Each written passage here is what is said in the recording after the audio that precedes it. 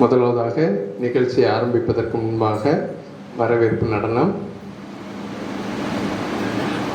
வரவேற்பு நடத்தினில் உள்ள முதல் குழந்தைகள் எல்லாரும் ஸ்டேஜுக்கு வரும்படி அன்புடன் கேட்டுக்கொள்கிறோம். வரவேற்பு நடனம் நிகழ்த்த வருகிறார்கள்.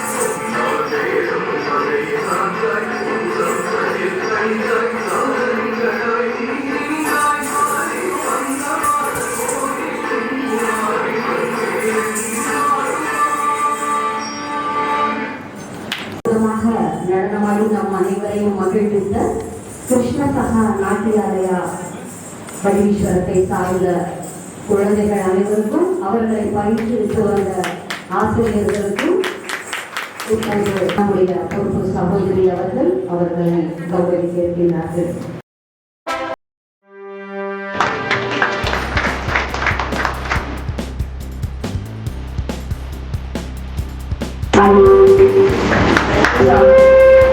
சகோதரி ராஜி அவர்களும் பிரம்மநாயகத்தின் சார்பாக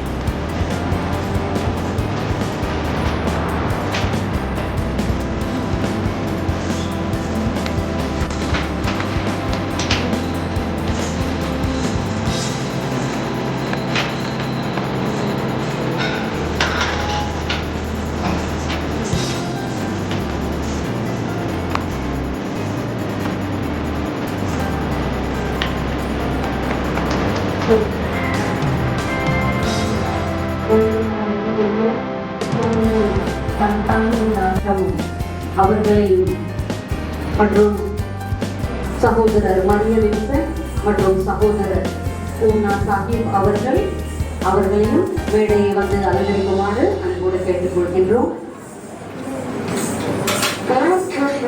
மேலும் முனைவர் பிஜி அனந்தா ஸ்ரீனிவாசன் முதுகலை ஆசிரியர் அவர்கள், SMS பிரம்மகுமாரி சகோதரி ராணி அவர்களையும் மேடையில் வந்து அலங்கரிக்குமாறு அன்போடு கேட்டுக்கொள்கின்றோம்.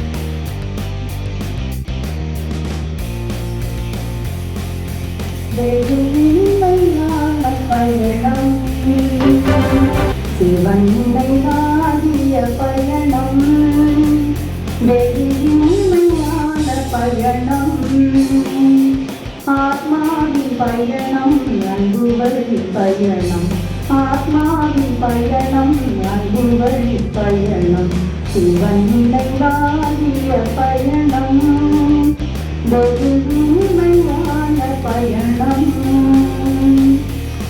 அலைப்பாயும் மனதை அடக்கியாளும் பயணம் நிலையில்லாத உடலை மறக்க செய்யும் பயணம் விலை மதிக்க இயலாத சொற்கள் நல்கும் பயணம் நிலையான இன்பம் தருகின்ற பயணம் சிவன் நினைவாகிய பயணம் வெகு இனிமையான பயணம் பரநாமம் சொல்லும் நல்ல பயணம் நிரந்தர சுகம் நல்கும் தூய்மையான பயணம் மனிதனை தேவனாக்கும் மகத்தான பயணம் அழியாத அருள் காக்கும் அற்புத பயணம் சிவன் நினைவாகிய பயணம் வெகு இனிமையான பயணம்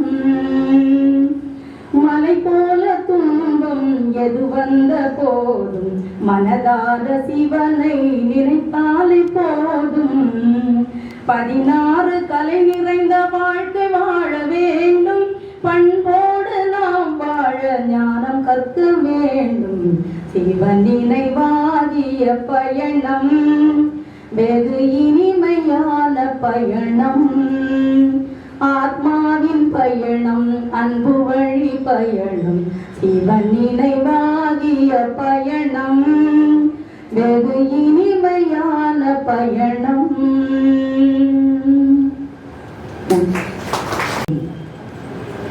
ஆனந்த நாயகி அவர்களுக்கு நல்ல இனிமையான குரலில் பாடி நம் அனைவருடைய மனதையும் இறைவனிடம் கொண்டு சேர்த்தமைக்காக நன்றியை தெரிவிக்கிறோம். அடுத்ததாக வரவேற்புரை நம்முடைய சிறப்பு விருந்தினர்கள் மற்றும் நம்முடைய பொதுமக்கள் அனைவரையும் வரவேற்பதற்காக நம்முடைய சகோதரிகள் வருகிறார்கள். முதற்கண் நம்முடைய இந்த உள் அமைதி உலக நல்லிணக்கம் மற்றும் உலக தியான தின கருத்தரங்கிற்காக இதை ஏற்பாடு செய்து தந்திருக்கக்கூடிய நம்முடைய கன்னியாகுமரி மாவட்டத்தினுடைய பிரம்மகுமாரிகள் இயக்கத்தின் பொறுப்பு சகோதரி அவர்கள் ராஜயோகினி பிரம்மகுமாரி கோகிலாஜி அவர்களை வருக என்று வரவேற்றுக் கொள்கின்றோம். இப்போது நம்மிடையே வந்திருக்கக்கூடிய சிறப்பு விருந்தினர்களான சகோதரர் மரிய வின்சென்ட் அவர்கள் மற்றும் அவர்களையும் நம்முடைய பிரம்மகுமாரிகள் இயக்கத்தின் சார்பாக வருக என்று அன்போடு வரவேற்றுக் கொள்கின்றோம். சகோதரர் பூர்ணா சாஹிப்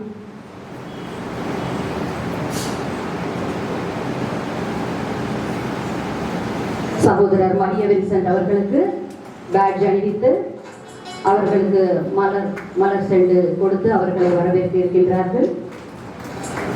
அடுத்தபடியாக சகோதரர் பூர்ணா சாஹிப் அவர்களுக்கு பேட்ஜ் அணிவித்து அவர்களை அன்போடு வரவேற்கிறார்கள் நம்முடைய சகோதரிகள்.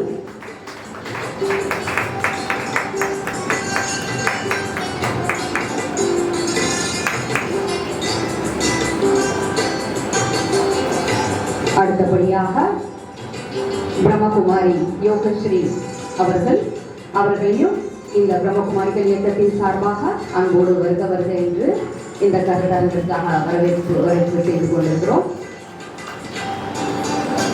அடுத்ததாக பிரம்மகுமாரி ராணி அவர்களையும் நம்முடைய இந்த உள் அமைதி உலக நல்லிணக்கம் மற்றும் உலக தியான கருத்தரங்கிற்காக வருக என்று அன்போடு சகோதரிகள் அவர்கள் வரவேற்கிறார்கள். மேலும் இங்கே வருகை தந்திருக்கக்கூடிய பிரம்மகுமாரிகள் இயக்கத்தினுடைய உறுப்பினர்களால்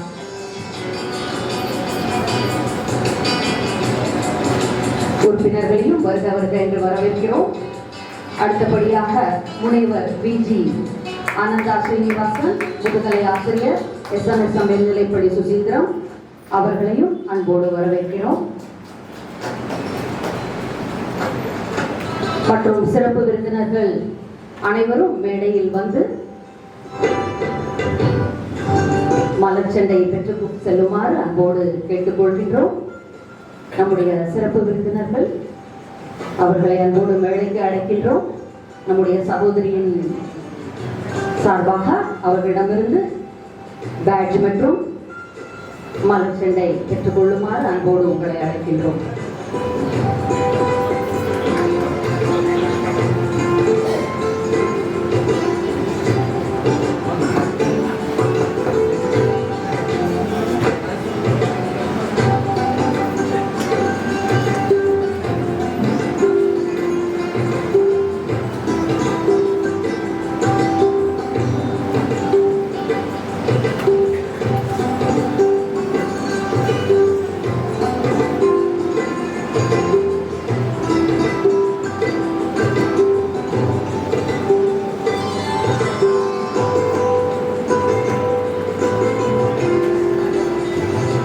அமைதியை உருவாக்கிக் கொள்வது எப்படி, உலக நல்லிணக்கத்தை நாம் எப்படி கொண்டு வர முடியும் என்பது பற்றின கருத்தரங்கு இந்த உலக தியான தினத்தன்று நாம் இங்கே கன்னியாகுமரி மாவட்டத்தில் கொண்டாடி கொண்டிருக்கின்றோம்.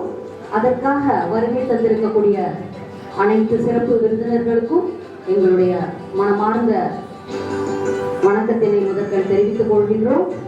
மற்றும் கலந்து கொண்டிருக்கக்கூடிய சகோதர சகோதரிகளுக்கும் எங்களுடைய இனிய காலை வணக்கத்தையும் இந்த நிகழ்ச்சிக்காக வந்தமைக்காக வரவேற்பையும் தெரிவித்துக் கொள்கின்றோம்.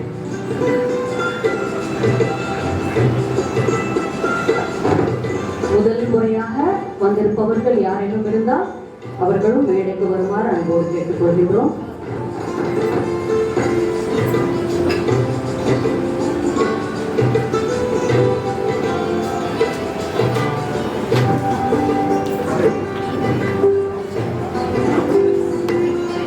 அன்போடு மேடைக்கு வந்து மலர் செண்டையை பெற்றுக் கொள்ளுமாறு அன்போடு அழைக்கின்றோம்.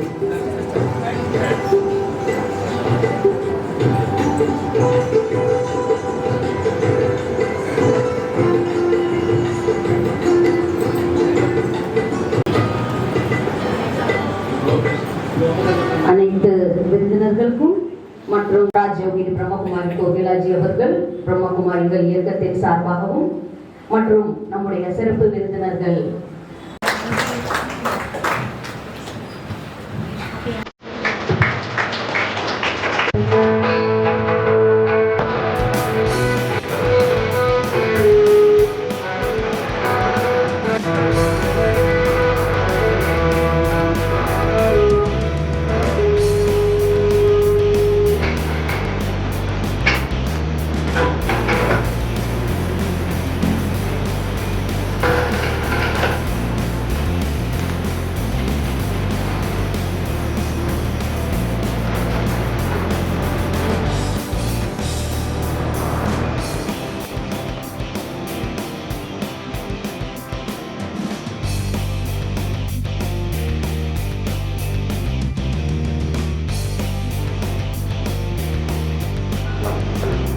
பிரம்மகுமாரி வித்தியாசத்தை அறிவிப்பதற்கு வாய்ப்பளித்த தந்தை சிவபாபாவிற்கு நன்றி. இந்த ஆன்மீக பல்கலைக்கழகம் ஸ்ரீ பகவானால் பிரம்ம பாபா தாதா ஜெயபிரகாஷ் அவர்களால் 1936 நிறுவப்பட்டது. இது மவுண்ட் அவுனில் அமைந்துள்ளது. 8500 கிளைநிலைகள் இந்தியாவிலும் மற்றும் 140 நாடுகளில் பறந்து விரிந்து ஆன்மீக சேவை செய்து கொண்டிருக்கின்றது இந்த பிரம்மகுமாரி ஈஸ்வரிய விஸ்வவித்யாலயம். தமிழக தலைமையகம் சென்னை அண்ணா நகரில் செயல்பட்டு வருகிறது. தமிழ்நாட்டில் மட்டும் 140 கிளை நிலையங்கள் சிறப்பாக செயல்பட்டு வருகின்றது. கன்னியாகுமரி மாவட்டத்தில் தலைமையகம் நாகர்கோவில் பாரதிபுரத்தில் ராஜயோகினி கோகிலாஜி சிஸ்டர் தலைமையில் செயல்பட்டு வருகின்றது. துணை கிளை நிலையங்களாக வடசேரி மற்றும் சுசீந்திரத்திலும் மற்றும் எல்லா ஊர்களிலும் கீதா பாடசாலைகள் நடைபெற்று வருகின்றது. இந்த பிரம்மகுமாரி ஈஸ்வர விஸ்வவித்யாலயத்தின் சிறப்பு அம்சங்கள்: உலகில் பெண்களால் நிர்வகிக்கப்படும் ஒரே ஒரு ஆன்மீக இயக்கம் பிரம்மகுமாரி ஈஸ்வரிய விஸ்வவித்யாலயம். பிரம்மகுமாரிகள் இயக்கம் அமைதி, தன்னம்பிக்கை மற்றும் உள்வலிமை கொண்டு வர ராஜயோக தியானத்தை இலவசமாக கற்பித்து வருகின்றது. சிறப்பு பிரிவுகள் பிரம்மகுமாரி யூனிவர்சிட்டியில் சிறப்பு பிரிவுகளாக youth wing, teachers wing, woman empowerment wing, medical wing போன்ற பல பிரிவுகள் மூலமாக தனது சேவையை சிறப்பாக ஆற்றி வருகின்றது. பிரம்மகுமாரிகளின் இயக்கத்தின் மூலம் ராஜயோக தியானம், ஸ்ட்ரெஸ் மேனேஜ்மெண்ட், ஆங்கர் மேனேஜ்மெண்ட் போன்ற சிறப்பு பயிற்சிகளும் அளிக்கப்பட்டு வருகின்றன. இது உலகில் யுனெஸ்கோவால் அங்கீகரிக்கப்பட்ட தலைசிறந்த ஆன்மீக நிறுவனமாகும். வாய்ப்பளித்த அனைவருக்கும் நன்றி. சுருக்கமாகவும் தெளிவாகவும் நம்முடைய வித்தியாலயத்தினுடைய அறிமுகத்தை கொடுத்தார்கள். அடுத்தபடியாக நம்முடைய நிகழ்ச்சிக்கு நாம் வரலாம். இன்றைய சூழ்நிலையில் தியானத்தின் முக்கியத்துவம் என்ன, நமக்கு எதற்காக இந்த தியானம் என்பது தேவை, தற்சமயம் இது எதனால் இது முக்கியத்துவம் வாய்ந்ததாக ஆகின்றது என்பதை பற்றி நமக்கு எடுத்துரைக்க வருகிறார்கள் முனைவர் விஜி அனந்தா ஸ்ரீனிவாசன் அவர்கள், முதுகலை ஆசிரியர், SMSM மேல்நிலைப்பள்ளி சுசீலா.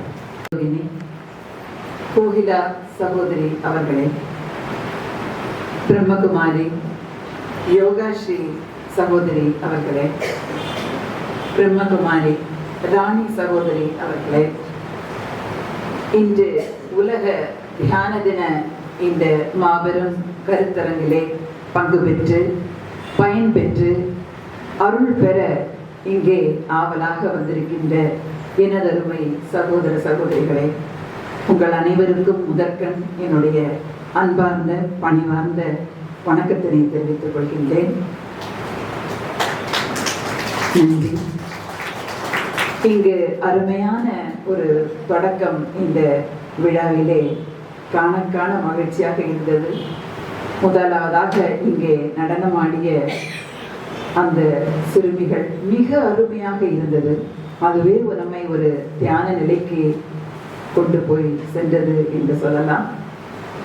வரும்போதே இந்த அரங்கத்தினுடைய நுழைவு வாயிலே அமைத்திருந்த மயில் கோலம், அதிலிருந்து தொடங்கி இந்த அரங்க அமைப்பு, இங்கே அமர்ந்திருக்கின்ற தூய நிறை ஆடை உடுத்திருக்கின்ற நமது அருமை இந்த சமூகத்திற்காக ஆன்மீக ரீதியாக உழைத்துக் கொண்டிருக்கின்ற நமது அருமை பிரம்மகுமாரி சகோதரிகள் அனைவரையும் பார்க்க ஒரு மகிழ்ச்சி, ஒரு ஆனந்தம். அது ஒரு மிகப்பெரிய ஆனந்த நிலை. அதுதான் தியானமாக இருக்குமோ? என்னை இந்த கருத்தரங்கத்திலே இன்றைய சூழ்நிலையில் தியானத்தினுடைய முக்கியத்துவம் என்ற தலைப்பில் பேச பணித்துள்ளார்கள் அருமை சகோதரி, என்னுடைய அக்கா என்று நான் அருமையாக அழைக்கின்ற கோகிலா சகோதரி அவர்கள். முதலில் நாம் எத்தகைய சூழ்நிலையில் இருக்கின்றோம், நான் யார், எங்கே சென்று கொண்டிருக்கின்றேன், என்ன செய்து கொண்டிருக்கின்றேன், இதை நாம முதல்ல பார்த்தோம்னாலேயே இன்றைய சூழல நாம எங்க இருக்கோம் அப்படின்னு புரிஞ்சுக்குவோம். ஒரு மனிதனுடைய வாழ்நாள்ல இளமை பருவம், குழந்தை பருவம், இளமை பருவம், அப்புறம் முதுமை பருவம் அப்படின்னு நம்ம 3 ஜெனரலா பிரிச்சுக்கிட்டோம். அப்படின்னா குழந்தை பருவத்தை விட்டுடலாம். அது ஒரு ஆனந்தமான பருவம், அதுவே ஒரு தியான நிலையில் உள்ள ஒரு பருவம் தான். அதனால அதை நம்ம விட்டுடலாம். அடுத்தவங்கள பார்த்தீங்கன்னா இளமை பருவம், மாணவ பருவம், கல்வி பருவம், அப்படி எப்படி வேணாலும் வச்சுக்கலாம். இன்றைய மாணவனை நம்ம 2 நிலையாக பிரிக்கலாம். மாணவனோடு தொடர்புடைய ஒரு வாழ்க்கை தான் அடியனுக்கு இறைவன் தந்தது. அதனால இந்த மாணவியர்களை விட்டா எனக்கு பேசுறதுக்கு வேற எதுவுமே இல்லை. அதனால முதல்ல நம்ம மாணவ பருவத்தை எடுத்துக்கிட்டோம் அப்படின்னா இந்த மாணவர்களை 2ஆ பிரிக்கலாம். ஒண்ணு சிறந்த மாணவன், இன்னொன்று மோசமான மாணவன் சொல்ல வேண்டாம், சுமாரான மாணவன் அப்படின்னு நாம எடுத்துக்கொள்வோம். சிறந்த மாணவனை இன்று எடுத்துக்கொண்டால் அவனுடைய சிறப்பு மென்மேலும் சிறக்க வேண்டும். இன்னும் அவன் நல்லா படிக்கணும். 99 எடுத்தா 100 எடுக்கலையே அப்படின்னு அவனுக்கு சுற்றுச்சூழல்ல இருந்து பல விதத்துல ஆசிரியர்கள், பெற்றோர்கள், சமுதாயம், உறவினர்கள் எல்லாரும் அவன் மேல திணிக்கக்கூடிய ஒரு மன அழுத்தம், அவனுடைய சிறந்த நிலையை அவன் தக்க வைத்துக் கொள்வதற்காக. இது ஒரு பக்கம். இன்னொரு பக்கம் அந்த நிலை எந்த விதத்திலும் தாழ்ந்து விடக்கூடாது என்று அவனுள் எழுகின்ற ஒரு மன போராட்டம், மன அழுத்தம். இதை நாம பார்த்துட்டே தான் இருக்கோம். இந்த போராட்டம் அல்லது அந்த மாணவர் பருவத்தினுடைய கல்வி பருவத்தினுடைய மன அழுத்தம் பெற்றோருக்கும் புரிவதில்லை, ஆசிரியர் பெருமக்களுக்கும் புரிவதில்லை. இனி இந்த சுமாரான மாணவன் அவனை எடுத்துக்கொண்டோமானால் அவனுடைய ஒரு கட்டுக்கடங்காத ஒரு நிலை, அவன் வச்சதுதான் சட்டம். தன்னை மறந்த ஒரு நிலையில அவன் கால் போன போக்கிலே போயிட்டே இருக்கான், கண் போன போக்கிலே போயிட்டே இருக்கான். யாருமே அவனை அடக்க முடியாது. தன்னை தானே அடக்கிக் கொள்ளானா, அதுவும் இல்லை. ஒரு கட்டுக்கடங்காத ஒரு நிலை. இதனால வளர்கின்ற சமுதாயத்திலே அவன் ஒரு வளர்ந்த மனிதனாக வரும்போது ஏராளமான பிரச்சனைகள் நாம தினம் தினம் நியூஸ் பேப்பர்ல பார்த்துட்டே தான் இருக்கோம். இப்படி ஒரு மன அழுத்தத்திற்கு உள்ளாகி அவன் ஒரு மதம் பிடித்த விலங்கு போல மாறுகிறான் என்பது உண்மைதான். நீங்களும் ஒத்துக்குவீங்க. இனி அடுத்தாற் போல சமுதாயத்தில் பணி செய்பவர்கள், ஆசிரியராக இருக்கலாம், மருத்துவராக இருக்கலாம், பொறியாளராக இருக்கலாம், கலைஞனாக இருக்கலாம், நடிகர்களாக இருக்கலாம், ஆன்மீகவாதிகளாக இருக்கலாம், அரசியல்வாதிகளாக இருக்கலாம். எல்லாருக்கும் ஒருவித ஸ்ட்ரெஸ், மன அழுத்தம், போராட்டம் என்பது மறுக்க முடியாத உண்மை. தன்னுடைய நிலை, நான் என்னுடைய இமேஜ், என்னை கூப்பிட்டுருக்காங்களே இன்னைக்கு பேச்சாளர்னு ஒரு ஸ்டிக்கர் குத்தி என்னைய அக்கா கூப்பிட்டுருக்காங்க. அதை நான் தக்க வச்சுக்கணும், நான் நல்லா பேசியிருக்கணும், யாராவது 2 பேராவது நல்லா பேசுனீங்க அப்படின்னு கை குலுக்கணும் அப்படிங்கப்பட்ட ஒரு மன அழுத்தம், ஸ்ட்ரெஸ். என்னுடைய நிலை, என்னுடைய இமேஜ்னால எனக்கு வரக்கூடிய ஒரு மன அழுத்தம். இது எல்லா நிலையிலும் நான் சொன்னேன்னு இது எல்லாருக்குமே இருக்குது. நான் என்னுடைய நிறுவனம், என்னுடைய மருத்துவமனை, என்னுடைய தொழிற்சாலை இது நின்று நிலைக்கணும், இன்னும் வருமானத்தை நான் கூட்டணும், மற்றவங்களுக்கு முன்னாடி இது என்னுடையது மட்டும், என்னுடைய நிறுவனம் மட்டும் உயர்ந்து நிற்கணும் அப்படிங்கப்பட்ட ஒரு மன போராட்டம், ஸ்ட்ரெஸ் இன்றைய சூழ்நிலையில் எங்கும் பறந்து காணப்படுவது ஒன்று. இதனால நேர்மையான பாசிட்டிவான விஷயம் என்ன நிகழுது அப்படின்னு பார்த்தோம்னா, நிறைய உழைக்கிறாங்க, நிறைய சாதிக்கிறாங்க, நிறைய கண்டுபிடிப்புகள், இப்படிதானா? இதெல்லாமே நம்ம நாடு உயரணும், நம்ம நாடு ஃபர்ஸ்டா காமிக்கணும், நம்ம ஸ்கூலை ஃபர்ஸ்டா காமிக்கணும், நம்ம தொழிற்சாலையை அதிக உற்பத்தி திறன் உள்ளதாக நம்ம காமிக்கணும். இதற்காக வேண்டி எடுக்கின்ற அந்த முயற்சி, உழைப்பு இருக்குது. அவர்கள் உணவினை மறந்து, உறக்கத்தினை மறந்து, தன்னுடைய குடும்பத்தை எல்லாம் மறந்து, தன்னுடைய உணர்வினையும் மறந்து ஒரு உணர்ச்சி பெருக்காக மாறுகிறார்கள் இல்லையா? இது ஒரு பக்கம். நேர்மறையாக இந்த முன்னேற்றம் நடந்துட்டு இருக்கு, சாதனைகள் நடந்துட்டு இருக்கு. இன்னொரு பக்கம் பார்த்தோம் அப்படின்னா, உயர விடாம எப்படி தடுக்குது, எப்படி ஒடுக்குவது? நாம வெற்றி பெறணுமோ இல்லையோ, மற்றவங்க வெற்றி பெறக்கூடாது. அந்த மாதிரி ஒரு ஒடுக்கு நிலை, போராட்ட நிலை. நாடுகளுக்கு இடையே பார்த்தீங்கன்னா போர்கள், மறைமுக போர்கள், மறைமுக எதிரிகள். தினம் தினம் நம்ம பேப்பர்ல இப்படிதான் படிக்கிறோம். எங்கேயுமே நாம் நமது குழந்தைகளை நிம்மதியா அனுப்ப முடியல. வேற ஒரு நாடுகள்ல இருக்காங்கன்னா தினம் தினம் போன் பண்ணி கேட்டுக்கிறோம், எப்படி இருக்கீங்க? அங்க ஒன்றும் பதட்ட நிலை இல்லையே. அப்போ இது ஒரு பக்கமாக மன போராட்டத்தை இன்று உணர்ச்சிகளின் பெருக்காக மனிதனை மாற்றிக்கொள்கின்றது. உணர்ச்சிகள் அதிகரிக்க அதிகரிக்க, ஃபீலிங்ஸ் இல்ல, உணர்வுகளை சொல்லலைன்னா உணர்ச்சிகளை சொல்றேன், அதிகரிக்க அதிகரிக்க அது ஏகோபித்த ஒரு பெரிய உருவமாக மாறுகிறது. ஓகேயா? இந்த உணர்ச்சிகள் ஒரு கிளைமேக்ஸுக்கு போகும்போது அதை எங்காவது கொட்டணும், ஆட் பண்ணிட்டே இருக்கும். அதனால ஒரு லோடுக்கு மேல எதையுமே இங்க வச்சிருக்க முடியாது. அது நேர்மறை சிந்தனைகள் ஆனாலும் சரிதான், எதிர்மறை சிந்தனைகள் ஆனாலும் சரிதான். ஒரு லெவலுக்கு மேல இங்க அடைச்சு வைக்க முடியாது. ஜஸ்ட் 4 சேம்பர்ஸ் தான் நம்மளுடைய இதயத்துக்கு இறைவன் கொடுத்தது. அப்ப இந்த உணர்ச்சிகளை எங்க போய் கொட்டுவான் இந்த மனிதன்? இந்த எதிர்மறையான மனிதன், அவனுக்கு எல்லா இடத்திலிருந்தும் வெறுப்புகள், கோபதாபங்கள், குடும்பத்தினுடைய பிரச்சனைகள்.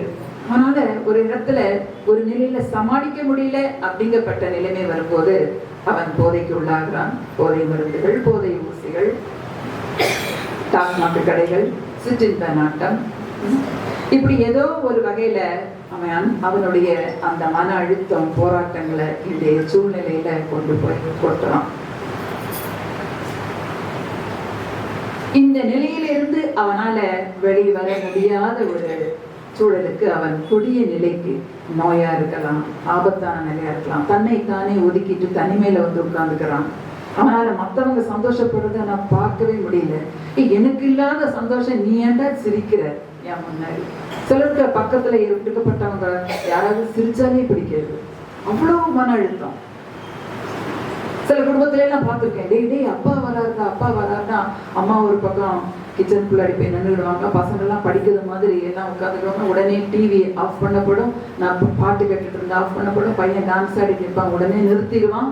அவர் ஏதோ ஒரு கொடிய ஒரு பூதம் வீட்டுக்குள்ள வந்தது மாதிரி. ஏன்? அவர் அலுவலகத்திலிருந்து அவ்வளவு மன அழுத்தத்தை கொண்டு வருவார். ஏண்டா படிக்காம ஏண்டா விளையாடுற? நீ என்ன செய்யற? என் பக்கத்து வீட்டு பொம்பளை கூட பேசிட்டு நிற்கிற, உனக்கு என்ன வந்துச்சு? ஏன் சாமி கும்பிட்டு இருக்க? ஒரு அளவே கிடையாதா சாமி கும்பிடுறதுக்கு? அப்படிதானா? ஸோ இத மாதிரி நாம திருப்பதி லட்டு மாதிரி எல்லாத்துக்கும் பிரசாதமாக நமது ஸ்ட்ரெஸ், மன அழுத்தத்தை, இந்த குறைபாட்டை கொடுத்துட்டு இருக்கோம். இது இளமை நிலையில நாம இன்றைய சூழ்நிலையில சந்திக்கக்கூடிய மாபெரும் விஷயங்கள், சிந்திக்க வேண்டிய விஷயங்கள். இனி அடுத்தாற் போல முதுமை நிலை. முதுமை நிலை இன்றைய காலகட்டத்தில் ஒரு பரிதாபகரமான ஒரு நிலையாக மாறி வருகிறது என்பதை சொல்லி ஆக வேண்டும். சில குடும்பங்கள்ல பார்த்தீங்கன்னா முதியவர்களை, பெரியவர்களை மதித்து அவர்களை அந்த குடும்பத்தினுடைய ஒரு குல தெய்வமாக பார்க்கிறார்கள். அது இல்லைன்னு சொல்லல. என்னுடைய வீட்டிலும் என்னுடைய தாய் 97 வயது, என்னுடைய தந்தை 92 வயது. அவர்கள் அருமையாக இருவரும் இருக்கிறார்கள். நல்ல நினைவோடு சிவபாபாவினுடைய அருள்னால நிறைவாக இருக்கிறார்கள். இன்று வரும்போது நான் சொல்லிட்டு வந்தேன், அம்மா அப்பா கிட்ட சொல்லிட்டு தான் வந்தேன். ஸோ அந்த மாதிரி என்னுடைய பிள்ளைங்களும் அப்படிதான். எல்லாரும் நாம மதிச்சாதான் நம்ம பிள்ளைங்க மதிக்கும், நம்ம பேர பிள்ளைங்க மதிப்பாங்க, நம்ம குடும்பம், உறவினர்கள், நண்பர்கள் மதிப்பாங்க. அப்படி சில குடும்பங்கள் இருக்கத்தான் செய்யுது எக்ஸாம்பிளாக. ஆனா இன்னும் சில குடும்பங்கள்ல பார்த்தோம் அப்படின்னா முதியவர்களை ரொம்ப மோசமான ஒரு நிலையில நம்ம வீட்டுல நாமளே நடத்துறோம். ஒரு சிலர் இந்த பிரச்சனைக்கே இடம் வேண்டாம் அப்படின்னு சொல்லி ஓல்ட் ஏஜ் ஹோம்ஸ் அது இன்னைக்கு கூடிட்டே வருது. அன்னைக்கெல்லாம் ஓல்ட் ஏஜ் ஹோம் எங்கேயாவது இருக்குதா, முதியோர் இல்லங்கள் எங்கேயாவது இருக்குதா அப்படின்னு தேடியது போக இப்ப கூடிட்டே இருக்குது. அது ஒரு பிசினஸ் ஆகிட்டே இருக்குது. அந்த முதியோர் இல்லத்துல மருத்துவ வசதி இருக்குதா, ரொம்ப சந்தோஷம், பார்த்துப்பாங்க, அவங்களும் டாக்டரா இருந்து பார்த்துப்பாங்க, நம்ம பணம் மட்டும் அனுப்பினா போதும். ஓகே, இத இந்த முதியவர்கள் எப்படி எடுத்துக்காங்க அது சிந்திக்க வேண்டிய விஷயம். சிலரை பார்த்தீங்கன்னா முதியோர் இல்லத்துல ரொம்ப சந்தோஷமா இருக்காங்க. எனக்கு ஒரே ஒரு மகள் தான், அவ கல்யாணம் ஆயிடுச்சு, ஆஸ்திரேலியால இருக்கா, சந்தோஷமா இருக்கா. நான் அங்க போய் இருக்க முடியாத ஒரு சூழல், ரெண்டு பேருமே வேலை பார்க்குறாங்க. அதனால என்னைய ரொம்ப சந்தோஷமா இந்த முதியோர் இல்லத்துல கொண்டு விட்டாங்க, நான் சந்தோஷமா தான் இருக்கேன், என் குழந்தைங்க நல்லா இருக்கட்டு அப்படின்னு ஒரு பெற்றோருடைய, முதியவர்களுடைய நிலை. இன்னும் சிலரை பார்த்தோம் அப்படின்னா என்னெல்லாமோ செய்யறாங்க. என்னைய மட்டும் வச்சு பார்க்கறதுக்கு அவங்களுக்கு டைம் இல்லையா, இடம் இல்லையா, பொருளாதாரம் இல்லையா.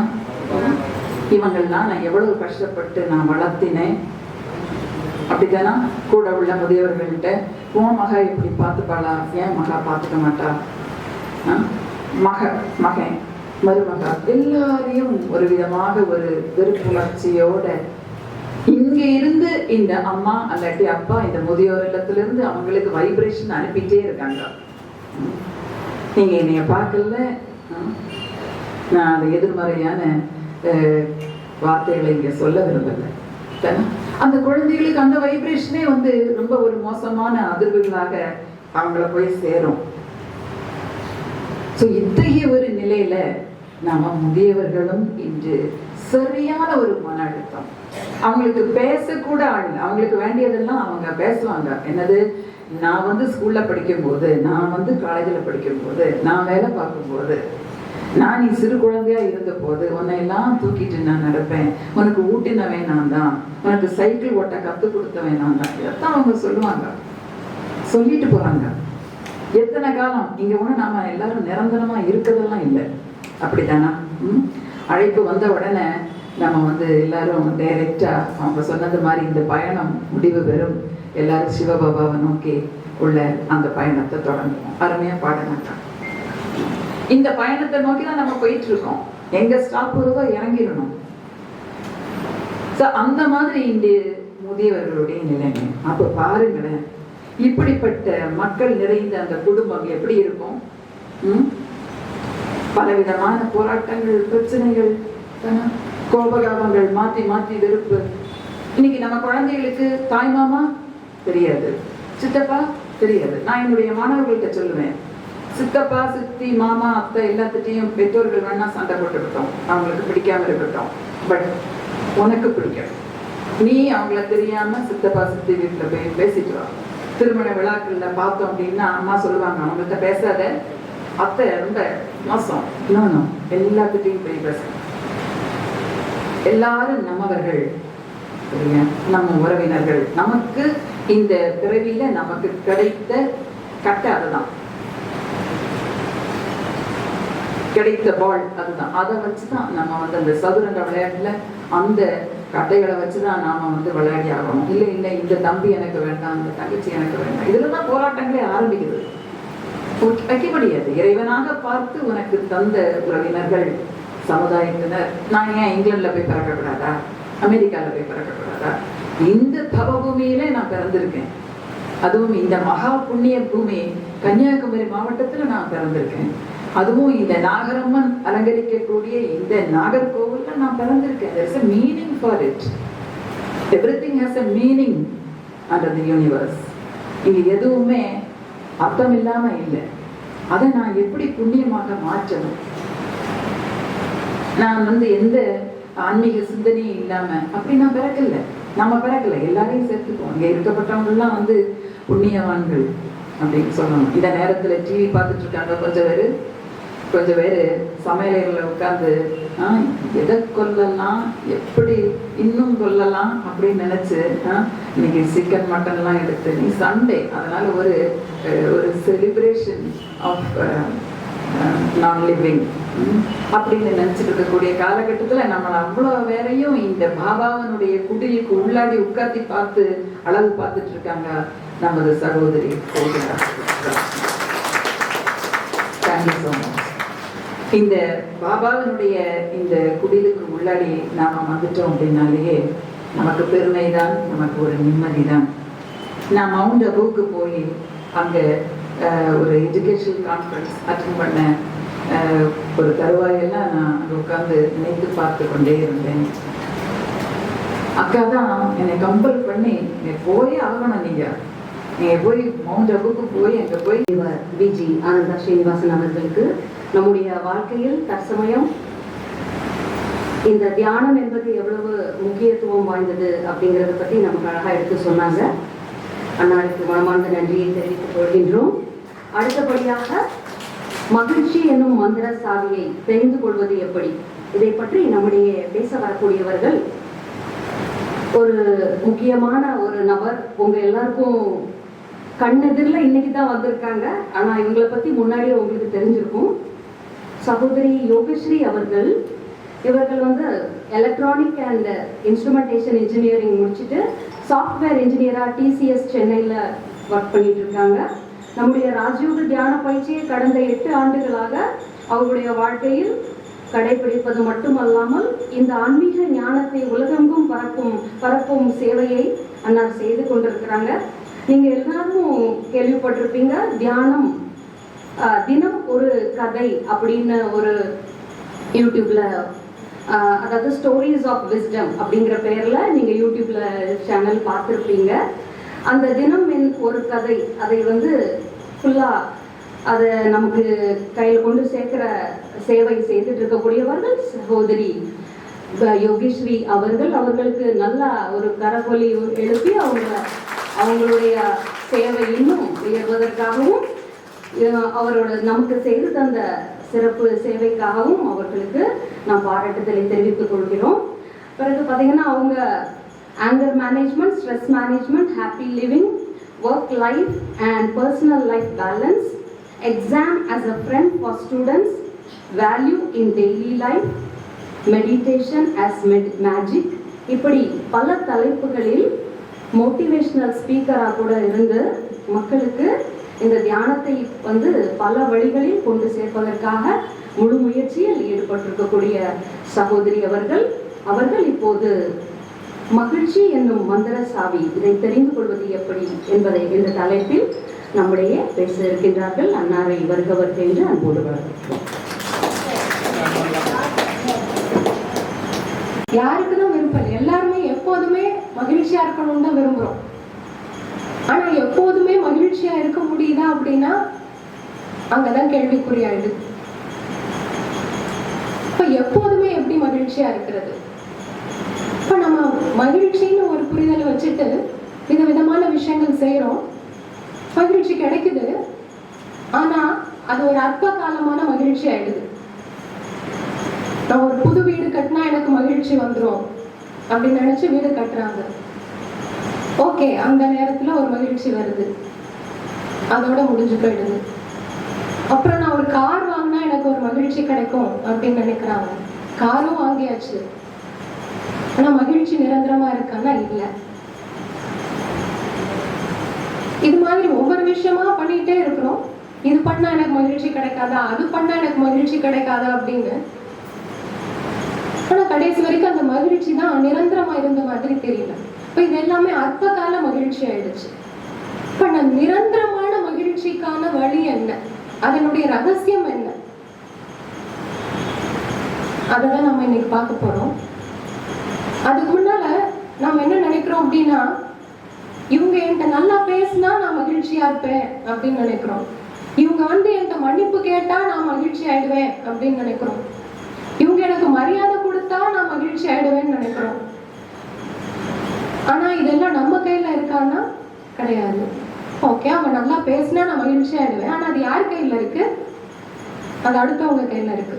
அவங்க வந்து என்கிட்ட மன்னிப்பு கேட்டா நான் மகிழ்ச்சி ஆயிடுவேன் அப்படின்னா அது அவங்க கையில இருக்கு. மன்னிப்பு கேட்ட மகிழ்ச்சி ஆயிடலாம், கேட்டாங்கன்னா ஓகே. இப்ப கேட்கலன்னா முதல்ல அவங்க செய்தது தவறுன்னு தெரிஞ்சாதானே மன்னிப்பு கேட்பாங்க. ஒரு விஷயம் அவங்களுக்கு அவங்க செய்தது தவறுன்றதே தெரியாது, அப்ப அவங்க மகிழ்ச்சி கேட்க மாட்டாங்க.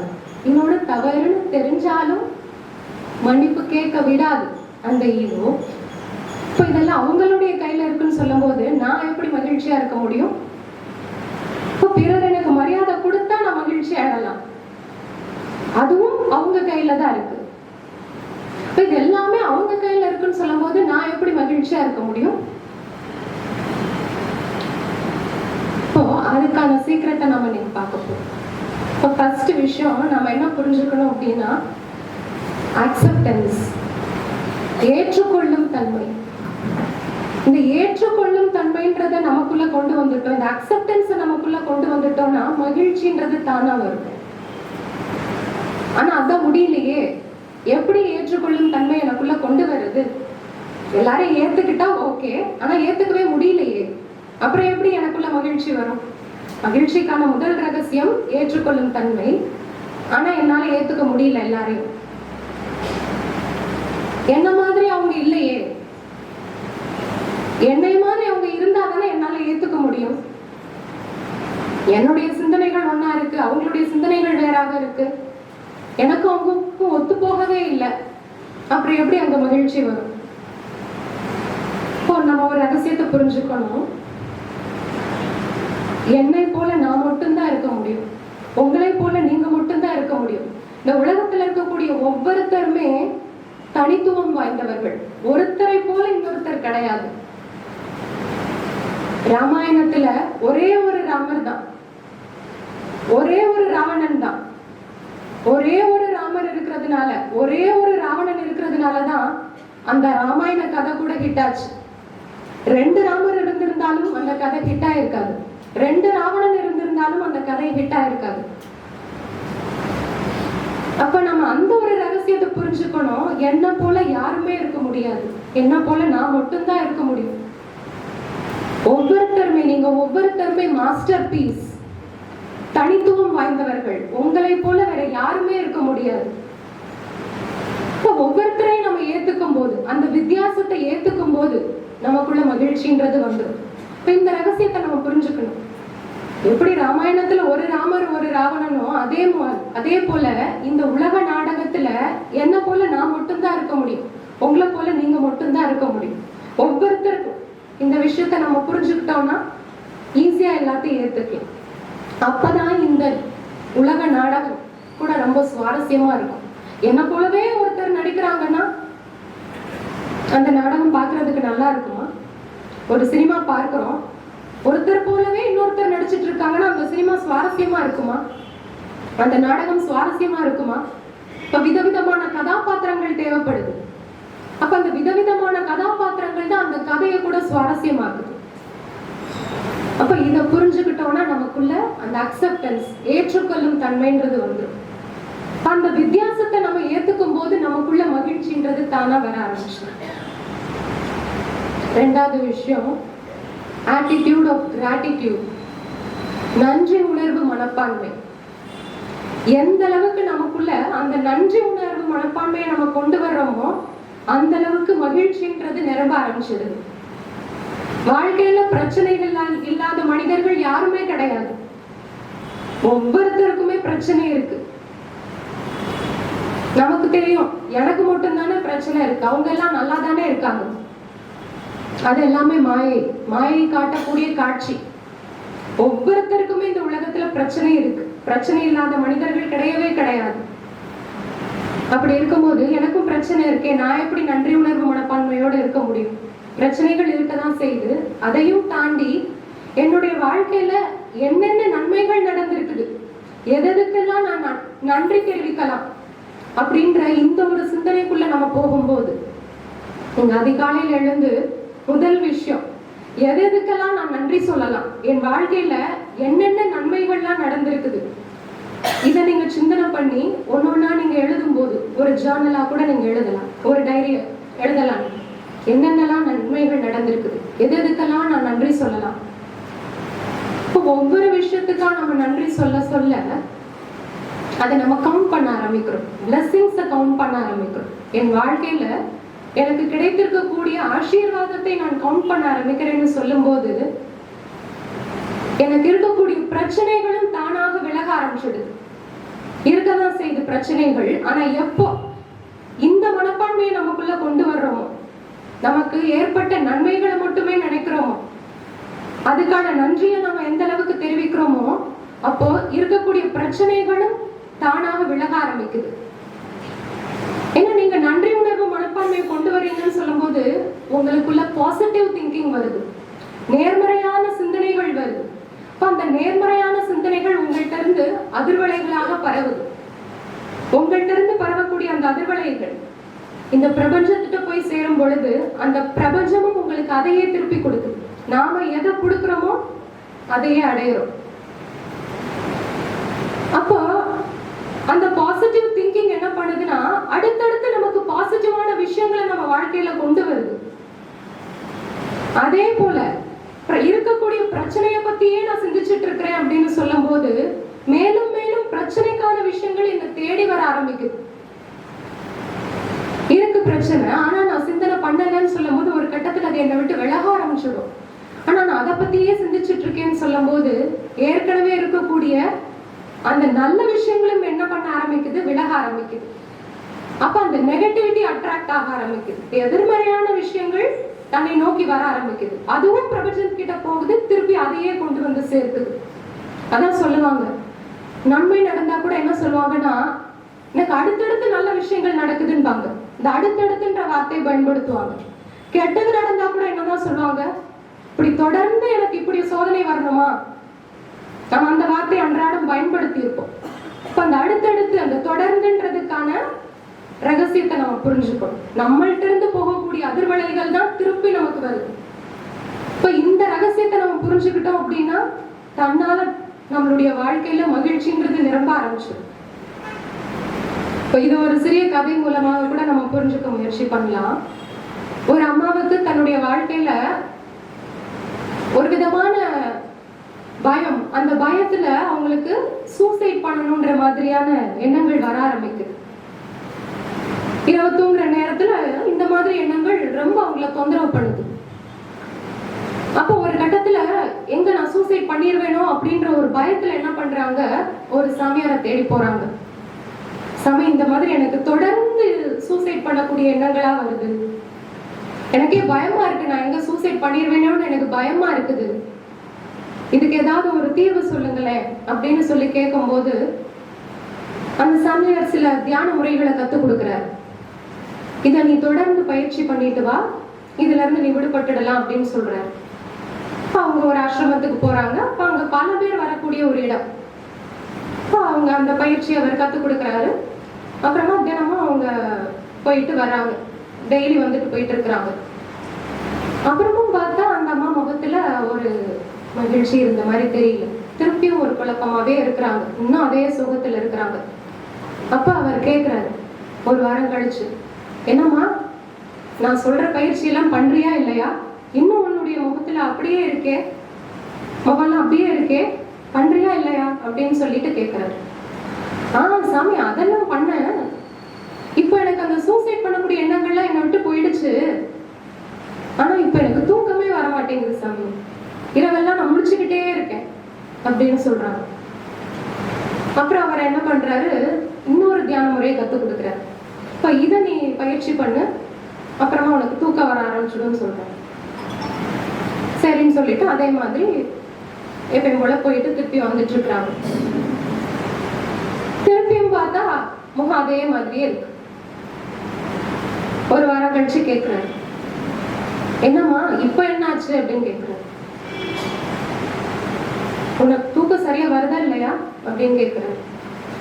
தூக்கம்லாம் சரியா வருது சாமி, நம்ம நிம்மதியா தூங்குறேன், ஆனா என் பையன் என் பேச்ச கேட்கவே மாட்டேங்கிறான்.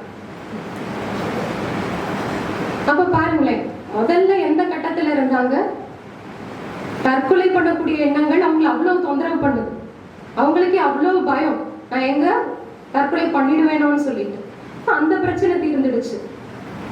அப்புறம் பாத்தீங்கன்னா தூக்கமே வரல, இரவெல்லாம் தூக்கமே வரல, அப்புறம் அந்த பிரச்சனையும் தீர்ந்துடுச்சு. இப்படி தனக்கு என்னென்ன பிரச்சனைகள்லாம் இருந்ததோ அது எல்லாமே அவங்களை விட்டு விலகி போகுது. ஆனா அந்த விஷயத்துல அவங்களால திருப்தியா இருக்க முடியல, நன்றி உணர்வோட இருக்க முடியல. அப்ப அடுத்தடுத்த பிரச்சனைகள் வந்துட்டு இருக்கு. அப்ப பிரச்சனைகள் வாழ்க்கையில வரத்தான் செய்யும். ஆனா நாம எந்த அளவுக்கு கடந்த விஷயத்த, அந்த பிரச்சனையில இருந்து வெளியே வந்திருக்கிறோமோ அந்த விஷயத்துக்கு நம்ம எந்த அளவுக்கு நன்றி உணர்வோட இருக்கிறோமோ அப்ப மேலும் மேலும் நன்மைன்றது நடக்க ஆரம்பிக்கும். அப்ப இந்த விஷயத்த நம்ம புரிஞ்சுக்கணும். அப்ப நன்றி உணர்வும் மனப்பான்மை. யார் யாருக்கெல்லாம் நன்றி சொல்லணும், மானசீகமா நன்றி சொல்லுங்க, கடவுளுக்கு நன்றி சொல்லுங்க. என்னுடைய வாழ்க்கை இந்த அளவுக்கு அமைச்சு கொடுத்த அந்த கடவுளுக்கு நன்றி சொல்லுங்க. ஒவ்வொரு விஷயத்திலும் ஒரு வருஷத்துக்கு முன்னால இருந்தக்கூடிய பிரச்சனை இன்னைக்கு உங்க வாழ்க்கையில இல்ல, 10 வருஷத்துக்கு முன்னால இருந்த பிரச்சனை இப்போ உங்களுக்கு இல்ல, அதுல இருந்து இன்னைக்கு கடந்து வந்துட்டீங்க. அப்ப இன்னைக்கு இருக்கிறதும் நாளைக்கு கடந்து போயிடும், எது ஒண்ணுமே கடந்து போகக்கூடியதுதான். அப்ப அந்த கம்பாரிசன்ல வந்து நம்ம நன்றியை தெரிவிக்கணும். இந்த ரெண்டாவது விஷயம் ஆட்டிடியூட் ஆஃப் கிராட்டிடியூட், நன்றி உணர்வு மனப்பான்மை. மூணாவது விஷயம் forgiveness, மன்னிக்கும் தன்மை. எத்தனையோ பேரு எவ்வளவோ விஷயங்கள் நமக்கு பண்ணியிருப்பாங்க, எவ்வளவோ தவறான முறையில நம்ம கிட்ட நடந்திருப்பாங்க, ஆனா அதை மன்னிக்க முடியாம இருக்குது. மன்னிக்கணும்ன்றது நல்ல குணம், எனக்கும் தெரியும் தான், ஆனா என்னால முடியலையே, மன்னிக்க என்னால முடியலையே. யாருனாலும் மன்னிச்சிருவேன், ஆனா அந்த குறிப்பிட்ட இந்த நபரை மட்டும் என்னால மன்னிக்கவே முடியாது அப்படின்னு சொல்லிட்டு சிலர் இருக்கிறாங்க நம்ம மனசுல குடிக்கொண்டு. இப்ப எப்ப நம்ம அவங்களை மன்னிக்கிறோமோ அந்த நேரத்துலதான் நமக்குள்ள மகிழ்ச்சின்றது வருது. நம்ம மன்னிக்கிறது ஒண்ணும் நான் மகான்னு பேர் எடுக்கிறதுக்காக நம்ம இப்ப மன்னிக்க போறது கிடையாது, என்னுடைய மகிழ்ச்சிக்காக நான் அவங்களை மன்னிக்க போறேன். எதுவரை நான் அவங்களை மன்னிக்கலையோ அதுவரை என் வாழ்க்கையில என்ன இருக்காது, மகிழ்ச்சி இருக்காது. இப்ப இந்த ஒரு புரிதலை புரிஞ்சுக்கணும். நான் அவங்களுக்காக நான் மன்னிக்கல, நான் மகான்னு பேர் எடுக்கிறதுக்காக நான் மன்னிக்கல, எனக்காக நான் மன்னிக்கிறேன். நெருப்ப கையிலேயே பிடிச்சுக்கிட்டே இருந்தா அது யாருக்குதான் ஆபத்து, எனக்குதான் ஆபத்து. அதை விட்டுறும் போது, அதை எப்போ நம்ம ஃப்ரீயா விடுறோமோ அப்பதான் அந்த மகிழ்ச்சின்றது உள்ள நிரம்ப ஆரம்பிக்குது. எதுவரை ஒருத்தரை நீங்க மன்னிக்கலையோ அதுவரை நீங்க அவங்கள கடந்து போகக்கூடிய ஒவ்வொரு தருணமும் எப்படிதான் இருக்கும்? நரகமா தான் இருக்கும். நீங்க ஒருத்தர் மன்னிக்கவே இல்லை, அவங்கள கடந்து போகக்கூடிய அந்த ஒவ்வொரு தருணமும் எப்படி இருக்கும்? அனுபவம் இருக்கு இல்லையா? அவங்கள கடக்கக்கூடிய அந்த ஒவ்வொரு தருணமும் நரகமா தான் இருக்கும். இப்போ மன்னிச்சுட்டேன்னு சொல்லும் பொழுது அந்த சொர்க்கத்தை முதல்ல நம்ம மனசுல ஃபீல் பண்ண ஆரம்பிக்கிறோம். இன்னைக்கு மெடிக்கல்ல ரிசர்ச் பண்ணி பார்த்தா எத்தனையோ பேருக்கு உடல்ல பாத்தீங்கன்னா அந்த டெஸ்ட், பலவிதமான டெஸ்ட் எடுத்து பாக்குறாங்க, எல்லாமே நார்மலா இருக்கு. ஆனா அவங்களுக்குன்னு ஒரு ப்ராப்ளம் இருக்கு. டாக்டர்கிட்ட போறாங்க, எனக்கு இந்த மாதிரி ஒரு ப்ராப்ளம் இருக்குன்னு சொல்றாங்க. பல ரீதியான ப்ராப்ளம்ஸ், ஒவ்வொருத்தருக்கும் ஒவ்வொரு ப்ராப்ளம் இருக்கு, இந்த மாதிரி சொல்றாங்க. இப்ப டெஸ்ட் எடுத்து பாக்குறாங்க, எல்லாமே நார்மலா இருக்கு. இப்ப எல்லாமே நார்மலா இருக்குன்னு சொல்லும் போது அப்புறம் என்னதான் பிரச்சனை? அப்ப அவங்களுக்கு கவுன்சிலிங் கொடுக்குறாங்க தனிப்பட்ட முறையில. அப்ப அந்த கவுன்சிலிங்ல அவங்களுடைய கடந்த கால விஷயங்கள், சிறு வயதினுடைய விஷயங்கள் அதெல்லாம் போய் பார்க்கும் பொழுது அப்ப தெரிய வருது ஏதோ ஒரு விஷயம் உள்ள அழுத்தி இருக்கு. சிறிய வயதுல நடந்த ஒரு விஷயம், எதையோ ஒண்ணு மன்னிக்க முடியல, மறக்க முடியல, அது அழுத்தமா இருக்குது. அது என்ன பண்ணுது? ஒரு வியாதியா உற்பத்தி ஆகுது. அந்த மன்னிக்காம உள்ளுக்குள்ள இருக்கக்கூடிய அந்த வெறுப்பு, அதுதான் அவங்களுக்குள்ள அந்த வியாதியை உற்பத்தி பண்ணி இருக்குது. அப்ப அந்த கவுன்சிலிங்ல என்ன சொல்லப்படுது அப்படின்னா, எந்த நபர் உங்களுக்கு அந்த துக்கத்தை ஏற்படுத்தினாங்களோ, யாரால உங்களுடைய வாழ்க்கை இப்படி ஆயிடுச்சுன்னு நீங்க நினைக்கிறீங்களோ, அந்த நபரை, அந்த ஆத்மாவை, அவங்க ஒரு ஆத்மா, அவங்க ஒரு உடல் கிடையாது, ஒரு ஆத்மா, அந்த ஆத்மாவை மட்டும் உங்க முன்னால எமர்ஜ் பண்ணுது. அவங்களுக்காக கடவுள்கிட்ட நீங்க சொல்லுங்க, கடவுள்கிட்ட சொல்லுங்க, இவங்களால என்னுடைய வாழ்க்கை இப்படி ஆயிடுச்சுன்னு நான் நினைச்சிட்டு இருக்கிறேன். அப்ப அவங்க சரி செய்தாதான், அவங்களுடைய தவறை சரி செய்தாதான் எனக்குள்ள மகிழ்ச்சி வரும். ஆனா என் வாழ்க்கையை அவங்க நரகமாக்கிட்டாங்க அப்படின்னு சொல்லி என்ன பண்றாங்க அப்படின்னா, அந்த நபருக்காக பிளஸிங்ஸ் கொடுக்க சொல்றாங்க. கடவுளுடைய ஆசீர்வாதத்தை அவங்களுக்கு நீங்க கொடுங்க. அவங்கதான் எனக்கு கெடுதல் பண்ணியிருக்கிறாங்களே, அப்புறம் எப்படி நான் அவங்களுக்கு கொடுக்க முடியும்? நல்லது பண்ணவங்களுக்கு என்னால பிளஸிங்ஸ் கொடுக்க முடியும், கெடுதல் பண்ணவங்களுக்கு நான் எப்படி பிளஸிங்ஸ் கொடுக்க முடியும்? அப்ப அவங்களுக்கு சொல்லப்பட்ட ஒரு விஷயம், இந்த பிளஸிங்ஸ் நீங்க அவங்களுக்கு கொடுக்கல, உங்களுக்கு நீங்க கொடுக்குறீங்க. நம்ம எதை சொல்றோமோ முதல்ல அது அஃபெக்ட் ஆகுறது என்னுடைய பாடி. நீங்க நல்லா இருங்க அப்படின்னு சொல்லும் பொழுது முதல்ல எது ஃபீல் பண்ணுது அப்படின்னா, என்னுடைய உடல் தான் அந்த வார்த்தைகளை ஃபீல் பண்ணுது, அந்த வார்த்தைகளுடைய வைப்ரேஷனை ஃபீல் பண்ணுது. அவங்க நல்லாவே இருக்கக்கூடாது அப்படின்னு நான் சொல்லும் பொழுது முதல்ல தன்னுடைய சரீரம் தான் அந்த வார்த்தைகளை அப்சர்வ் பண்ண ஆரம்பிக்குது, உள்வாங்க ஆரம்பிக்குது. அதனாலதான் தன்னுடைய உடல்ல அந்த வியாதிங்கிறது ஏற்பட ஆரம்பிக்குது. அப்ப நான் பிறருக்கு பிளஸிங்ஸ் கொடுக்கறது கூட எதுக்காக? அவங்களுக்கு ஆசீர்வாதம் கொடுக்கறது கூட எதற்காக? எனக்காக. இப்ப இதை நம்ம புரிஞ்சுட்டோம் அப்படின்னாலே எல்லாருக்குமே நம்ம ஆசீர்வாதம் கொடுக்க ஆரம்பிச்சிருவோம். நன்மை செய்தவங்களுக்கும் சரி, தீமை செய்தவங்களுக்கும் சரி ஆசீர்வாதம் கொடுக்க ஆரம்பிச்சிருவோம்.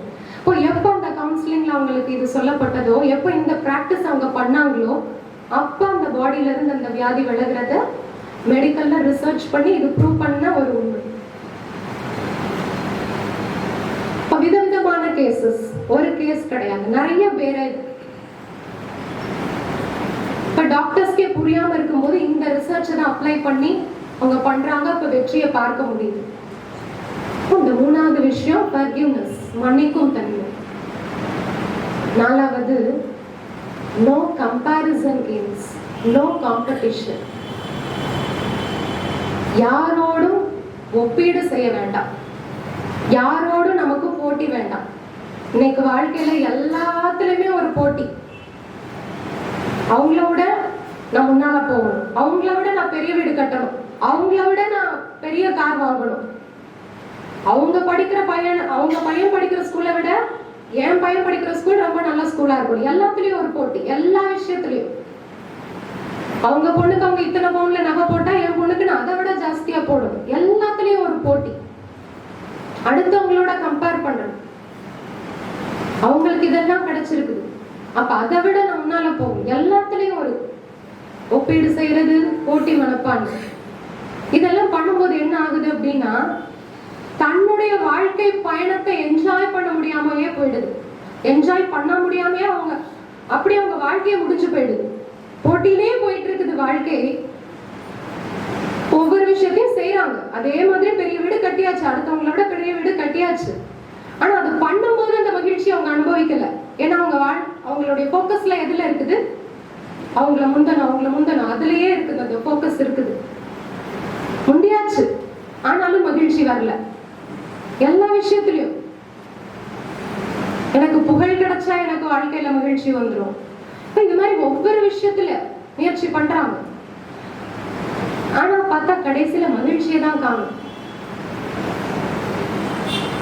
இப்போ இதுல ஒரு நம்ம ரகசியத்தை புரிஞ்சுக்கணும். என்னுடைய ஸ்பீட்ல நாம் பயணம் பண்ணணும். அவங்கள முந்தணும், இவங்கள முந்தணும். என்னுடைய ஸ்பீட்ல நான் டிரைவ் பண்ணணும். ரோட்ல நீங்க டிரைவ் பண்ணி போயிட்டு இருக்கிறீங்க, உங்களை ஓவர்டேக் பண்ணி ஒருத்தவங்க வர்றாங்க. நீங்க 2 வீலர்லயோ 4 வீலர்லயோ போறீங்க, உங்களை ஓவர்டேக் பண்ணி ஒருத்தவங்க போறாங்க. சில நேரங்கள் என்ன பண்றோம், நாம தாராளமா நீங்க முன்னால போங்க அப்படின்னு சொல்லிட்டு நாம என்ன பண்றோம், ஸ்லோ பண்ணிட்டு கூட போங்க அப்படின்னு சொல்லிட்டு விட்டுடுறோம். ஒருவேளை நாமளும் அவங்க கூட போட்டி போட்டா என்ன ஆகுது? நமக்கு தான் ஆக்சிடென்ட் ஆகும். பிளஸ் அப்படியே ஃபாஸ்டா போய் முன்னாலே போய் சேர்ந்துட்டா கூட அந்த பயணத்தை என்ஜாய் பண்ணிருப்போமானா கிடையாது. அப்ப அந்த ஃபாஸ்ட் என்ன பண்ணுது? மகிழ்ச்சியை காணாம இருக்குது. நான் ஃபாஸ்டா போகணும், நான் முன்னால போய் சேரணும்னு நினைக்கும் போது நம்மளுடைய மன அமைதியை இழக்கிறோம், அந்த மகிழ்ச்சியை இழக்கிறோம். யாருனாலும் நம்ம முன்னால போக விடலாம். 2 செகண்ட் பின்னால போகிறதுனால ஒன்னாயிட போறது இல்லை. இது மாதிரி வாழ்க்கையில ஒவ்வொரு விஷயத்திலையும் தாராளமா அவங்க முன்னால போகட்டும். எனக்கு என்ன முக்கியம்? என்னுடைய மன அமைதி முக்கியம், என்னுடைய மகிழ்ச்சி முக்கியம். யாருனாலும் நல்லா இருக்கட்டும், யாருனாலும் எவ்வளவு பெரிய வீடுனாலும் கட்டட்டும், யாருனாலும் அவங்க வாழ்க்கையில எவ்வளவு பெரிய விஷயங்கள்னாலும் சாதிக்கட்டும், தாராளமா பண்ணட்டும். நான் என்னுடைய ஸ்பீட்ல நான் போவேன், அது போதும் எனக்கு. அப்ப இந்த புரிதல்ல வரும்பொழுது ஒவ்வொரு விஷயத்திலையும் நம்ம என்ன பண்ண ஆரம்பிச்சிடுவோம்? மகிழ்ச்சி அனுபவம் பண்ண ஆரம்பிச்சிடுவோம். இப்ப ஸ்டூடெண்ட்ஸ்க்கு பாத்தீங்கன்னா உங்க பேரண்ட்ஸ் ஆகட்டும், டீச்சர்ஸ் ஆகட்டும் என்ன பண்ணுவாங்க, அந்த 10th 12th யோகஸ்ரீ அவர்களுக்கு இந்த குரல்ல கேட்ட உடனே எங்கேயோ கேட்ட மாதிரி உங்களுக்கெல்லாம் இருந்திருக்குமே. எத்தனை பேருக்கு கேட்ட மாதிரி இருந்துச்சு? நிறைய பேரு. அது உலகம் முழுக்க நிறைய பேருக்கு தன்னுடைய தினம் ஒரு கதை மூலமாக சேவையை ஆற்றி கொண்டிருக்கக்கூடிய சகோதரி யோகஸ்ரீ அவர்களுக்கு எங்களுடைய மனமார்ந்த நன்றியை தெரிவித்துக் கொள்கின்றோம். அவங்க நல்ல இன்றைய அவசரமும் ராஜயோகத்தின் அவசியமும் இதை பற்றி நமக்கு சுருக்கமாக எடுத்துரைக்க வருகின்றார்கள். அவர்களை பற்றி நம்ம சொல்லணும்னா, ராஜயோகா கிளப் ஹவுஸ் நீங்க கேள்விப்பட்டிருப்பீங்க, நிறைய பேர் அதுல நீங்க வாட்ச் பண்ணிட்டு இருப்பீங்க. ராஜயோகா கிளப் ஹவுஸ் எத்தனை பேர் பார்த்திருக்கீங்க? நிறைய பேர் அதுல இருப்பீங்க. அதுல கூட இப்போது கருத்தரங்கின் இடையே நமக்கு இந்த நம்முடைய வந்திருக்கக்கூடிய சிறப்பு விருந்தினர்கள் சகோதரர் மரிய வின்சென்ட் அவர்கள் வாழ்த்துரை வழங்குவார்கள். இப்போது அவர்களை அன்போடு வரவேற்கிறோம். தியான நாள் வாழ்த்துக்களை தெரிவித்துக் கொள்வதில் மகிழ்ச்சி அடைகின்றேன். இந்த நிகழ்வுக்கு தலைமையேற்று சிறப்பாக நடத்தி கொண்டிருக்கக்கூடிய இந்த ராஜயோகினி சகோதரி அவர்கள் எனக்கு இன்று நேற்று அல்ல, பல காலமாக தொடர்பில் இருக்கக்கூடியவர்கள். ஆழ்ந்த நிலையில் இறை அனுபவத்தை பெற்றுக்கொண்டு மற்றவர்களுக்கு கொடுத்து கொண்டிருக்கிறார்கள். இந்த நாளை பயன்படுத்தி இந்த நாளிலும் இன்னும் நிறைய மக்கள் பயன்பட வேண்டும் என்ற ஒரு உயரிய சிந்தனையோடு நல்ல செய்திகளை உளவியல் ரீதியாகவும் அதே நேரத்தில் இன்றைய சூழல் எப்படி இருக்கிறது என்பதை பற்றியும் இருவர் நம் மத்தியிலே அருமையாக கருத்துரைகளை வழங்கி இருக்கின்றார்கள். இன்றைய உலகில் மனிதர்கள் என்பது ஒரு விதமான தேடலில் ஈடுபட்டிருக்கிறோம். அது என்ன தேடல் என்பது ஒவ்வொருவருடைய மனமும் சொல்லக்கூடிய ஒன்றாக இருக்கிறது. இந்த தேடல்களை தாண்டி ஒரு நம்மை ஆட்கொள்ளக்கூடிய அந்த பிரம்மாவை அல்லது அந்த பிரபஞ்சத்தை முழுவதும் இன்றைக்கு ஆட்சி செய்து கொண்டிருக்கக்கூடிய அந்த ஆன்மாவோடு நம்முடைய இந்த சிறிய ஆன்மாவும் இணைக்கக்கூடிய ஒரு இணைப்பு பாலமாக தியானம் இருக்க வேண்டும். அதற்கு நம்முடைய அன்றாட வாழ்வில் ஒவ்வொரு நிகழ்வுகளும் இணைந்து அது ஒருங்கிணைக்கக்கூடிய சக்தியில் அது கொண்டு செல்லக்கூடியதாகவும் இருக்க வேண்டும். எனவே தியானத்தை பற்றி நிறைய சொல்லலாம். முதலில் பேசிய பேராசிரியர்கள் சொன்னார்கள், தியானம் என்பது குறிப்பிட்ட ஒன்றை சார்ந்தது மட்டுமல்ல, அது பல்வேறு நிலைகளில் இந்திய மரபு அடிப்படையில் பார்க்கிறோம். அஷ்டாங்க யோகா என்று சொல்லப்படுகிறது. அதனுடைய நிறைவு சமாதி. அந்த சமாதி தான் தியானம். எனவே அந்த தியானத்தை அடைவதற்கான தேடல் இன்றைக்கு நம்முடையத்தில் இருக்கிறதா என்ற ஒரு கேள்வியோடு நிறைய உங்களோடு பகிர்ந்து கொள்ள முடியும், பகிர்ந்து கொள்ள வேண்டும் என்ற ஆசை உள்ளது. இருந்தாலும் ஏற்கனவே எனக்கு கொடுக்கப்பட்ட நேரம் 12 மணி. 12 மணிக்கு முடித்து விடுவோம் என்று சொன்னார்கள். எனவே அதற்கு அடுத்த ஒரு நிலை எனக்கு செல்ல வேண்டியிருப்பதால் அதற்குள்ளாக நான் கடந்து செல்ல வேண்டியிருக்கிறது. எனவே இந்த நேரத்தில் உங்களுடைய அடுத்த உரையை கேட்பதற்கு கூட எனக்கு நேரம் இல்லை. அருமையாகத்தான் அதுவும் இருக்கும். எனவே 2 உரைகளும் சிறப்பாக இருந்தன. அவர்களுக்கும் நம்முடைய பாராட்டுகள்.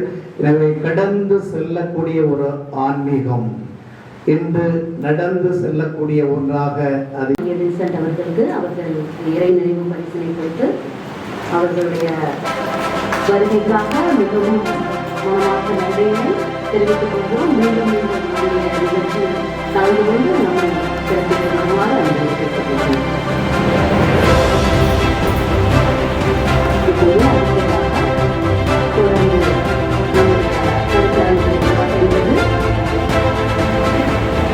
சார்பாக நன்றியை தெரிவித்துக் கொள்கிறோம். அவர்களும் நம்முடைய ஆசீர்வாத உரையை இப்போது நம்மிடையே வழங்குவார்கள். இறைவனின் சாந்தியும் சமாதானமும் நாம் அனைவர் மீதும் நின்றிலனூட்டுமாக. இன்று இங்கு சிறப்பாக நடந்து கொண்டிருக்கின்ற ராஜயோகினி அம்மா அவர்களுக்கு என்னுடைய பணிவான வணக்கத்தை தெரிவித்துக் கொண்டு, இங்கே வழியை குறித்து இதற்கு முன்னால் சிறப்பான உரைகளை ஆற்றியவர்களுக்கும் மற்றும் இங்கே அமர்ந்திருக்கின்ற சகோதரி சகோதரர் அவர்களுக்கும் நன்றியை தெரிவித்துக் கொண்டு, இன்று நாம் அமைதியை நோக்கி வந்து கொண்டதில் பெருமையடைகின்றேன். அதற்கு முன்னால் நான் யுஏஇலே உள்ள அபுதாபியிலும் ஒரு நிகழ்ச்சியிலே கலந்து கொண்டேன். அங்கும் புதிதாக ஒரு திருக்கோவில் அமைக்கப்பட்டுள்ளது. அந்த கோவிலிலும் இந்த நிகழ்ச்சியிலே நான் கலந்து கொண்டேன்.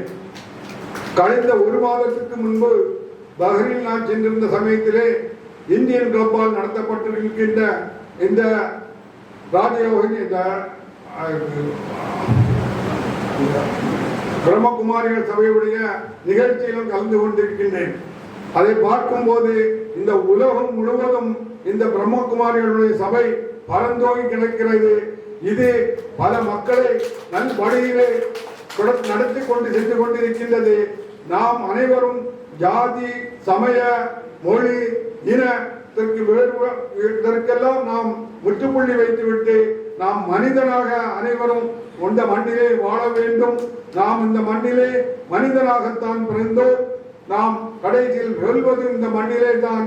இந்த இடைப்பட்ட காலத்திலே நாம் வாழுகின்ற சமயத்தில் ஒவ்வொருவரும் சகோதர சகோதரியாக சகோதரர்களாக வாழ்ந்து நாம் இந்த யோகா தினத்திலே ஒவ்வொருவரும் நீங்கள் பயில வேண்டும். அதிலே நீங்கள் சென்றுவிட்டால் நீங்கள் பண்படைவீர்கள், பண்பான மனிதராக ஆகுவீர்கள் என்பதை இந்த தருணத்திலே கூறி, ஒவ்வொரு வருடமும் என்னை சிறப்பான முறையிலே இங்கே அழைத்து இந்த நிகழ்ச்சிகளை நடத்தி கொண்டிருக்கின்ற மதிப்புக்குரிய அம்மா ரோகிணி அவர்களுக்கும் என்னுடைய வாழ்த்துக்களையும் வணக்கத்தையும் தெரிவித்துக் கொண்டு விடைபெறுகிறேன். நன்றி, வணக்கம்.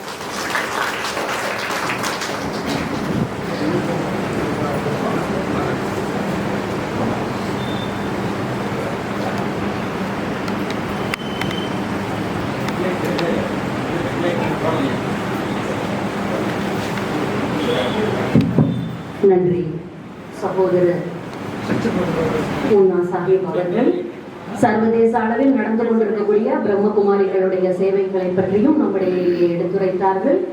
அன்னாருக்கு எங்களுடைய மனமார்ந்த நன்றியை கன்னியாகுமரி மாவட்டத்தின் சார்பாக பிரம்மகுமாரிகள் இயக்கத்தின் சார்பாக தெரிவித்துக் கொள்கின்றோம். தொடர்ந்து நம்முடைய கருத்தரங்கு தொடர இருக்கின்றது. நம்முடைய பிரம்மகுமாரி சகோதரி ராணி அவர்கள் நம்மிடையே பேச இருக்கின்றார்கள். சாந்தி. எல்லோரும் உங்களை ஒரு தடவை உங்க தோலை நீங்களே ஒரு தடவை தட்டி கொடுத்துக்கோங்க. எதற்காக நான் காரணம் சொல்றேன். இன்றைய யோக தினத்தின் சிறப்பே என்ன? அமைதியை பரவ செய்வது தானே. இந்த உலகத்திற்கான ஒரு நற்செயலை நாம் அனைவரும் சேர்ந்து நமது பங்களிப்பை இந்த சபை மூலமா இந்த உலகத்துக்கே நம்ம என்ன பண்ணிட்டு இருக்கோம், கொடுத்துட்டே இருக்கோம். இதற்காக ரொம்ப நல்லாவே காரணம் தெரிஞ்ச பின்னாடி திரும்ப ஒரு தடவை கட்டிக்கலாமா? திரும்ப ஒரு தடவை நம்மளை நாமளே என்ன பண்ணணும், அப்பப்ப பாராட்டிக்கணும். அப்பதான் ஒரு உற்சாகம் இருக்கும். ஏன்னா நம்மளுக்கு இன்னைக்கு யோக சிஸ்டர் கூட என்ன கொடுத்துருக்காங்க, மகிழ்ச்சிக்கான மந்திர சாவியை நம்ம கையில கொடுத்துட்டாங்க. அப்பப்ப நம்ம என்ன பண்ணணும், என்னோட சாவியை நான் என்ன பண்ணணும், பயன்படுத்தணும் இல்லைங்களா? இன்றைய அவசரமான உலகத்துல இந்த ராஜ யோகத்தின் அவசியம் எவ்வளவு இருக்குது அப்படிங்கிறது எக்ஸாம்பிளாவே உங்களுக்கு தெரிஞ்சிடும். ஏன்னா ஒரு நிகழ்ச்சிக்கு முழுமையா இருக்க முடியாத ஒரு சூழ்நிலை இருக்கு. இன்னைக்கு பாருங்க, 2 விருந்தினர்கள் முழுமையா இந்த நிகழ்ச்சியில் பங்கு கொள்ளக்கூடிய ஒரு சூழ்நிலையில் அவ்வளவு அவசரமா ஓடுறோம். எதுக்காக ஓடுறோம்? ஒவ்வொரு பக்தருக்கும் ஒவ்வொரு அவசியமான தேவைகள் இருக்கு, ஒவ்வொரு அவசியமான காரணங்களும் இருக்கு. இன்னும் கொஞ்சம் வெளியில போய் பார்த்தோம்னா, நம்ம இந்த வாசலுக்கு வெளியில போய் பார்த்தோம்னா எத்தனையோ கோடிக்கணக்கான ஆத்மாக்கள், மனிதர்கள் நம்ம கடந்து போயிட்டு இருக்காங்க. எதற்கு போறாங்க? சிலருக்கு தெரியும், சிலருக்கு தெரியாது. ஆனா எல்லோருமே ஏதோ ஒன்ன பத்தி, ஏதோ ஒரு சக்சஸ் நோக்கி நாங்களாம் போய்கிட்டே இருக்கேங்கிற ஒரு நினைவுல இருக்காங்க. அவங்களுடைய சக்சஸின் எல்லை என்ன அப்படின்னா பணம். பணம் இல்லாம ஏதாவது நடக்குமா? ஏதாவது நடக்குமா? எதுவுமே நடக்காது அப்படிங்கிற ஒரு மாயை தோற்றத்துல இன்னைக்கு எல்லோருமே வயப்பட்டு இருக்கிறாங்க. அதனால அதை நோக்கியே போய்கிட்டே இருக்காங்க. அப்படி பணம் மட்டுமே ஜெயிச்சிடலாம், பணம் மட்டுமே என்னுடைய தேவைகள் எல்லாத்தையுமே பூர்த்தி பண்ணிடும், பணம் மட்டுமே என்னுடைய வாழ்க்கை அப்படின்னா நம்ம எல்லோருக்கும் தெரியும். யாரை தெரியும்? மைக்கேல் ஜாக்சனை தெரியும். அவர்கிட்ட இல்லாத பணமா? அவர் கூடவே நிறைய டாக்டர்ஸ் இருந்தாங்க. எதற்காக? எந்த நேரமும் நான் என்னுடைய மரணத்தை நான் விரும்பும் வரை மரணம் என்னை நெருங்கக்கூடாதுன்னு அவர் ஒரு மாயையான ஒரு எண்ணத்தோடு இருந்தார். நடந்ததா? நடக்கல. அப்ப என்ன தெரியுது இதன் மூலமா? பணம் மட்டுமே ஒருத்தரை அந்த மாதிரி எல்லாம் செய்திட முடியாது. இன்னொரு எக்ஸாம்பிள் இருக்கு. ஒரு மலேசிய வீதிகள்ல ஒரு பெரிய ஒரு பிசினஸ் மேக்னட்டோடைய வெஹிக்கிள் போயிட்டே இருக்குது. திடீர்னு அவருடைய அந்த ஓனருடைய வெஹிக்கிள் நின்றுடுது. நின்று உடனே பின்னாடி நிறைய சிஓ கார்ஸ் எல்லாம் வந்துட்டே இருக்கு. சடா பிரேக் போடுறாங்க. ஒரு புத்த பிச்சு என்ன பண்ணிட்டு இருக்காரு, கையேந்தி பிச்சை எடுத்துட்டு இருக்கிறாரு. அந்த புத்த பிச்சுவை நோக்கி இந்த பிசினஸ் மேக்னட் அப்படியே ஓடுறாரு. ஓடி போய் அவர்கிட்ட மண்டிட்டு, உனக்கு ஏண்டா இந்த தலையெழுத்துன்னு கேட்கிறாரு. யாரை பார்த்து? ஒரு புத்த பிச்சுவை பார்த்து. யாராவது அப்படி கேட்பாங்களா? உனக்கு ஏண்டா இந்த தலையெழுத்து அப்படின்னு யார் கேட்பா? அவர் பெற்ற பிள்ளை. அது அவர் பெற்ற பிள்ளை. அவரை பார்த்து அப்ப அந்த தந்தைக்கு அந்த நொடி எப்படி இருந்திருக்கும்? அவருக்கு பின்னாடி எத்தனை பேர் வந்துட்டு இருக்காங்க?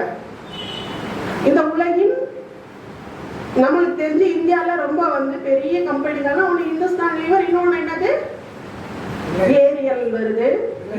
இப்ப ரிலையன்ஸ். ஓகே, ஏர்செல் இருந்தது தெரியுமா? ஏர்செல் ஒரு காலத்துல எப்படி இருந்தது? அவருடைய பையன் அவர். அப்ப அவர் வந்து அவருடைய மனநிலை பாருங்க, கோடி கோடியா கொட்டி வச்சிருக்கிறாரு, அவ்வளவு சம்பாதிச்சு வச்சிருக்காரு. அனுபவிக்கிறதுக்கு அவர் பையன் என்ன இல்ல, இந்த லௌகீகத்துல இல்ல. அவருக்கு என்ன தேவைப்படுது? அமைதி தேவைப்படுது. அவர் வாழ்க்கையின் உன்னதத்தை முழுமையா உணர்ந்து கொண்டார். அவர் என்ன பண்றாரு? அவருடைய பயணத்தை அதை நோக்கி செலுத்த ஆரம்பிச்சுட்டாரு. அப்ப ஒவ்வொருத்தருக்கும் அப்ப நம்மளுடைய பிரம்மகுமாரிக்கு அந்த மாதிரி எல்லாத்தையும் வெறுத்து நம்மளும் அப்படி போயிடலாமா, நம்மளும் போய் அப்படி போய் சாந்தி அப்படின்னு போலாமா? அப்படி போக சொல்லல. நம்மள பகவான் என்ன சொல்றாரு? இந்த வீட்டிலேயே இருங்க, இந்த வீட்டுல உள்ள எல்லா சௌகரியங்களையும் நீங்க அனுபவிங்க, எதற்காகவும் கொஞ்சமும் நீங்க என்ன பண்ணாதீங்க, விட்டு கொடுக்காதீங்க. எந்த சுகபோகங்களையும் நீங்க விட்டு கொடுக்க வேண்டாம். தூய்மையா இருங்க, எல்லாமே உங்களை தேடி வரும். பணம் வேணுமா, சுகம் வேணுமா, சுபிக்ஷம் வேணுமா, ஆனந்தம் வேணுமா, அருள் வேணுமா, அனைத்தும் உங்கள் காலை சுத்தி வரக்கூடிய செல்ல நாய்க்குட்டிகள் போல. அதற்கு நான் என்னதான் கத்துக்கிற வேண்டி இருக்குது? நான் எப்படி அமைதியா இருக்கணும்ங்கிறது மட்டும்தான் கத்துக்க வேண்டியதா இருக்குது. எனக்கு என்ன தேவையா இருக்குது? ஆத்மா பரமாத்மாவோட தொடர்பு கொள்ள வேண்டியதா இருக்குது. அவ்வளவுதான். ஏன் இங்க வந்து ஈஸ்வரிய வித்யாலயம்னு பேர் வச்சிருக்காங்க? பிரம்மா குமாரிகள் ஈஸ்வரிய வித்யாலயம் தானே வச்சிருக்கிறாங்க. ஏன்? இது ஒரு என்னது பள்ளிக்கூடம். எல்லோருமே யாரு? காட்லி ஸ்டூடெண்ட். படிப்பு எதற்காக இருக்குது? ஸ்தூலமான அனைத்து வசதி வாய்ப்புகளை எனக்கு ஏற்படுத்திக்கிறதுக்காக தான் இருக்குது. அப்ப இது கூட ஒரு வித்யாலயம்னா, ஒரு டாக்டர் தான் இன்னொரு டாக்டரை உருவாக்குறாரு, ஒரு லாயர் தான் ஒரு லாயரை உருவாக்குறாரு. அப்படித்தானே? அப்ப எல்லாருமே எதற்காக? கமர்ஷியலாவும் எல்லா விஷயத்திலையும் அந்த மணி வைஸ் எல்லாத்துலயுமே எப்படி இருக்கணும்? ஃப்ரீடமா இருக்கணும், யாருக்கும் யாரும் டிபெண்டா இருக்கக்கூடாதுங்கிறதுக்காக தானே படிக்கிறாங்க. அப்ப சுயம் பகவானே நம்மளுக்கு வந்து கல்வி கற்று தருவதற்காக இந்த நிறுவனத்தை வந்து ஆரம்பிச்சிருக்காருன்னா, அப்ப நம்மளுக்கு எல்லாம் என்ன தர போறாரு? அவ்வளவு சிறந்த ஒரு விஷயத்த நம்மளுக்காக கொண்டு வந்திருக்காரு இல்லையா? இதை புரிந்து கொள்ளாம நம்ம எல்லாருமே என்ன பண்ணிட்டு இருக்கோம்? ஓடிட்டே இருக்கோம், இல்லாத ஒரு விஷயத்துக்காக ஓடிட்டே இருக்கோம். அதனால மிக இந்த அவசரமான இந்த வாழ்க்கையில மிக மிக அவசியமானது ராஜயோக தியானம். ராஜயோகம் கத்துக்கிட்டீங்கன்னா நீங்க ராஜாவுக்கெல்லாம் ராஜாவா வாழலாம்னு பகவான் சொல்றார். பகவானின் வாக்கு சத்திய வாக்கு, என்னைக்குமே பொய்க்காது. அப்ப அந்த மாதிரி ஒரு ஆஸ்தி அடைவதற்கான வாய்ப்பு கிடைச்சிருக்கு ஒவ்வொருத்தருக்கும். இதை யார் ஒருவரும் தவற விடாமல் எல்லோரும் உங்கள் கைகளில் ஏந்தி கொள்வதற்கான ஒரு வாய்ப்பு கிடைச்சிருக்கு. எல்லோரும் எடுத்துக்கொள்வதற்கான எல்லா இடத்துல உலகம் பூரா இருக்கு. அந்த பிரதர் சொன்னாரு பாருங்க, எல்லா இடத்துக்கும் நான் போனேன். பிரம்மகுமாரிசுடைய எல்லா உலகம் பூராமே இருக்கு இந்த பிரம்மகுமாரிசுடைய சென்டர்ஸ்ல. அதே போல நீங்க இருக்கக்கூடிய இந்த ஊர்ல இந்த இடத்துல அழகான ஒரு தேவ குலத்தை சார்ந்த நமது பண்பு சகோதரி நம்மளுக்காகவே இருக்கிறாங்க. இதை அனைவரும் பயன்படுத்திக்கலாம்.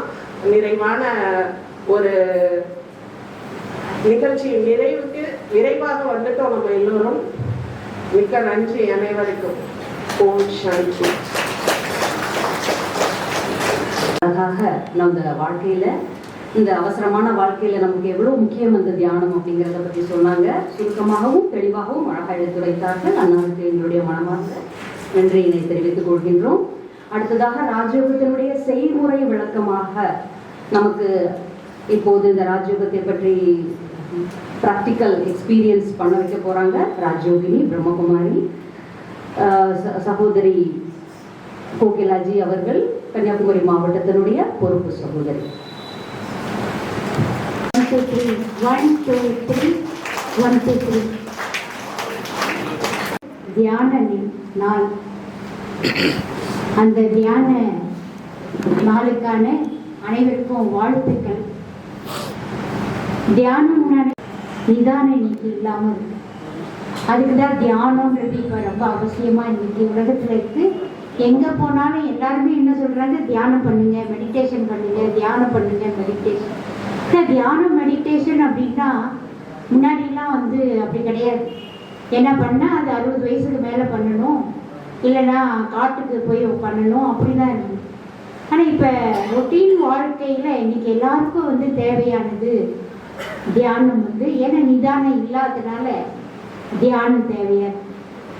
இப்போ அந்த தியானம்னா வெறும் அமைதியாக இருக்கணும்னா அமைதியாக எல்லாரும் இருக்க முடியாது. அப்போ இந்த மாதிரியான ஒரு நிலையில பாசிட்டிவான எண்ணங்களை எப்படி கொண்டு வரணும், அந்த பாசிட்டிவ் திங்கிங் கொண்டு வர்றது தான் அந்த தியானம். அதுதான் பிரம்மா குமாரிகள் இயக்கத்தில் நம்ம சொல்லி கொடுக்கறது அதுதான். ஏன்னா இப்போ எல்லாருமே நம்மளை யார் அப்படின்றத புரிஞ்சிட்டோம். தெரியுமா, புதுசா வந்தவங்க எல்லாருக்கும் நீங்க யார் கேட்டா எல்லாரும் என்ன சொல்றீங்க? நீங்க எல்லாரும் யார்? புதுசா வந்தவங்க சொல்றீங்க. நீங்க யார்? நான் யார்? ரமண மகரிஷி கேட்டார், விவேகானந்தர் கேட்டார், எல்லாரும் கேட்டாங்க நான் யார், நான் யார், நான் யார். ஏன்னா எது வரைக்கும் நான் யார் தெரிஞ்சுக்கலையோ அது வரைக்கும் நம்ம பகவான் யார், இறைவன் யார் கூட தெரிஞ்சுக்க முடியாது. அது தெரிஞ்சதுனால தான் இன்னைக்கு என்ன செய்யறாங்க, ஹிந்து முஸ்லீம் பாய் பாயின்ட்டு அடிச்சுக்கிறாங்க, கொலை பண்ணிக்கிறாங்க. எப்போ இதை புரிஞ்சுட்டோமோ அப்போ நம்ம எல்லாருமே யார்? சகோதர சகோதரிகள். இந்துவா இருக்கலாம், முஸ்லீமா இருக்கலாம், கிறிஸ்டினா இருக்கலாம், எல்லாருமே சகோதரர்கள் தான். இப்போ நம்ம எல்லாருக்கும் இறைவன் யார்? ஒரே ஒரு இறைவன், பரஞ்சோதி சிவ பரமாத்மா. அவருக்கு பேர் சிவா, ஜெகோவா, அல்லா, எல்லாமே ஒண்ணுதான். பேர் வந்து ஒவ்வொரு தர்மத்துல அவங்களுக்கு தகுந்த மாதிரி வச்சிருக்காங்க. ஆனா இறைவன் ஒருத்தருதான். இந்த ஒன்றே குலம் ஒருவனே தேவன் அப்படின்ற ஒரு பரந்த ஒரு மனப்பான்மையை எப்ப கொண்டு வர முடியும் அப்படின்னா, எப்ப நான் யார் புரிஞ்சிட்டு இறைவன் யார் தெரிஞ்சு அந்த கம்யூனிகேஷன் கனெக்ஷன் வைக்கிறோமோ இறைவன் கூட, அதுதான் தியானம், மெடிடேஷன். இந்த மெடிடேஷன் எதுக்காக நம்ம செய்யறோம் அப்படின்னா, இது ஒரு அருமருந்து. தியானம் ஒரு அருமருந்து. இன்னைக்கு எல்லாரும் நம்ம இன்னைக்கு எல்லாருக்கும் கேட்டீங்கன்னா, இப்ப சுகர் எத்தனை இருக்கு? எல்லாருக்கும் சுகர் இருக்கா? எல்லாருக்கும் இருக்கு. யார் சுகர் இல்லை கை தூக்குங்க பார்க்கலாம். எனக்கு சுகர் கிடையாது. அப்படியா? இத்தனை பேருக்கு சுகர் இல்லையா? Very good. பிபி, பிபி யாருக்கெல்லாம் இல்லை? சரி, யாருக்கு இருக்கு? சுகர் யாருக்கெல்லாம் இருக்கு? உண்மையாவா? ஓகே, கொஞ்சம் கைதான் வந்திருக்கு. அந்த சுகர் பிபி ஏன் இன்னைக்கு வருது அப்படின்னா, மனநிலை சரியில்லாததுனாலதான் வருது. டாக்டர் எவ்வளவு மெடிசன் கொடுத்தாலும் அது போல டாக்டரை மாத்துறோம், மெடிசனை மாத்துறோம், ஆனா மனசை மாத்த மாட்டேங்குது. மனசை மாத்த மாட்டேங்குது. எல்லாத்தையும் மாத்துறோம், ஆனா மனசை மாத்துறோமா அப்படின்னா இல்லை. அதுக்குதான் பகவான் என்ன சொல்றார், உங்க மனசை என்கிட்ட கொடுங்க. எல்லார்கிட்டையும் கொடுத்துட்டோம், அவர்கிட்ட கூட கொடுக்க மாட்டோம். கோவில்ல போனா கூட மனசை எங்கேயோ சுத்திட்டு இருக்கு. பகவான் என்ன சொல்ற, எனக்கு பூ வேண்டாம், பழம் வேண்டாம், கையெடுத்து கும்பிட வேண்டாம், நமஸ்காரம் பண்ண வேண்டாம், உங்க மனசை என்கிட்ட கொடுங்க. கொடுத்துடலாமா? இன்னைக்கு இந்த தியான நாள்ல உங்க எல்லாருடைய மனசை பகவான் கிட்ட கொடுக்கலாமா? கொடுக்கலாமா? ஆத்துல பதி சேத்துல பதி கூடாது. எல்லா காரியம் செய்யணும், ஆனா மனசை யார்கிட்ட வச்சிருக்கணும்? அப்பா, உன் குழந்தை, உன் வீடு, உன் பைசா, உன் சொத்து எல்லாம் அவருக்கு தான் அர்ப்பன். அதான் சமர்ப்பன். இதுதான். ஏன்னா எதை கொண்டு வந்தாய், எதை இழப்பது? நேற்று யாருடையதோ இன்னைக்கு உன்னுடையது, நாளைக்கு இது யாருடையதோ. அதுக்கு நம்ம கோர்ட்டுக்கு போறோம், போலீஸ் ஸ்டேஷனுக்கு போறோம். இது தேவையா? தேவையா? தேவையாது. இது புரிஞ்சாங்கன்னா அவங்க கோர்ட்டுக்கு போக மாட்டாங்க, போலீஸ் ஸ்டேஷனுக்கு போக மாட்டாங்க. தேவையில்லை. இப்ப ஸ்ரீலங்காவில் கூட இயற்கையினுடைய சீற்றங்கள் வந்து பார்த்தோம். எவ்வளவு சொத்து இருக்கிறவங்க என்ன, நாங்க ஒண்ணும் இல்லை, லட்சாதிபதி சொத்து வரும். இந்த இயற்கை சீற்றம் வந்தோடனே பிச்சாதிபதி அவரு எல்லாரும் போல சாப்பாடு வாங்கறதுக்கு கியூல நிற்கிறார். அப்ப என்னத்தை எடுத்துட்டு போறோம்? ஆனா அதுக்கு பின்னாடிதான் நம்ம ஓட்டி என்ன, ஓவர் டைம், ஆல்வேஸ் பிசினஸ், வேலை. அதுதான் தியானத்துக்கு வாங்கன்னா எல்லாரும் என்ன சொல்லுவாங்க, நேரமே இல்லை, நேரமே இல்லை. ஏன்னா ஒரு வேலை பார்க்கறது இல்லை, 4 வேலை, அதை தவிர 2 பிசினஸ், இங்க ஒரு பிசினஸ், ஃபாரின்ல ஒரு பிசினஸ். எத்தனை பிசினஸ்?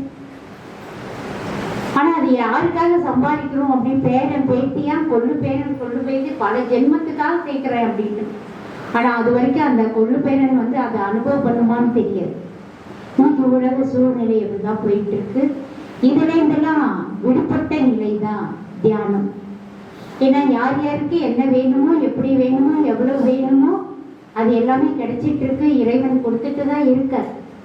எப்ப இதுல இருந்து விடுபட்ட நிலை, அதுதான் தாமரைப்பூ போல வாழ்க்கை.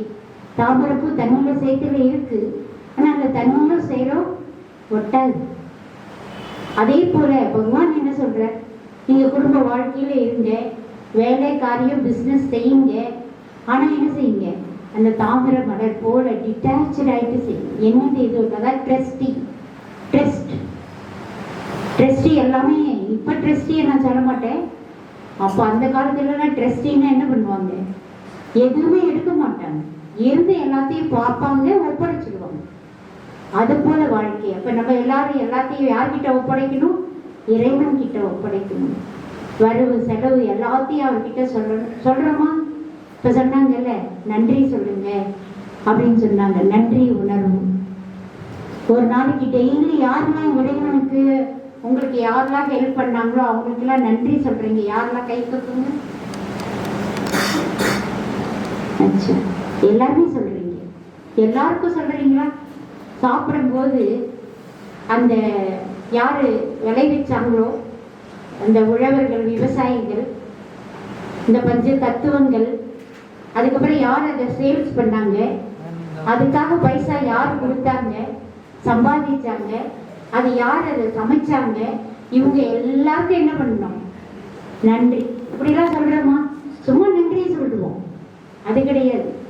இப்படி நீங்க சொன்னீங்கன்னா உங்களுக்குள்ள வேஸ்ட் தாட்ஸ் வரதுக்கு இடமே இல்லை. ஒரு தண்ணி குடிச்சா கூட இந்த தண்ணி அங்க பஞ்சாயத்துல விடுறாங்களா, எங்க விடுறாங்க, அவரு ஆப்ரேட் பண்ணணும். அடுத்தது இதுக்கு தண்ணி வந்து இங்க மழை பொழிஞ்சு அது அங்க கடல்ல ஆறுல போய் அங்கேருந்து வந்து இது எத்தனை இடத்துலலாம் கிராஸ் பண்ணிட்டு வருது, அது எந்த வைப்ரேஷன்ல வருது, அது வேற இருக்கு. அந்த தண்ணி திறந்து விடுறாங்கல்ல, திட்டிகிட்டே விடுவாங்க, சண்டை போட்டுக்கிட்டே விடுவாங்க, அந்த வைப்ரேஷன் உங்களுக்கு வரும்ல.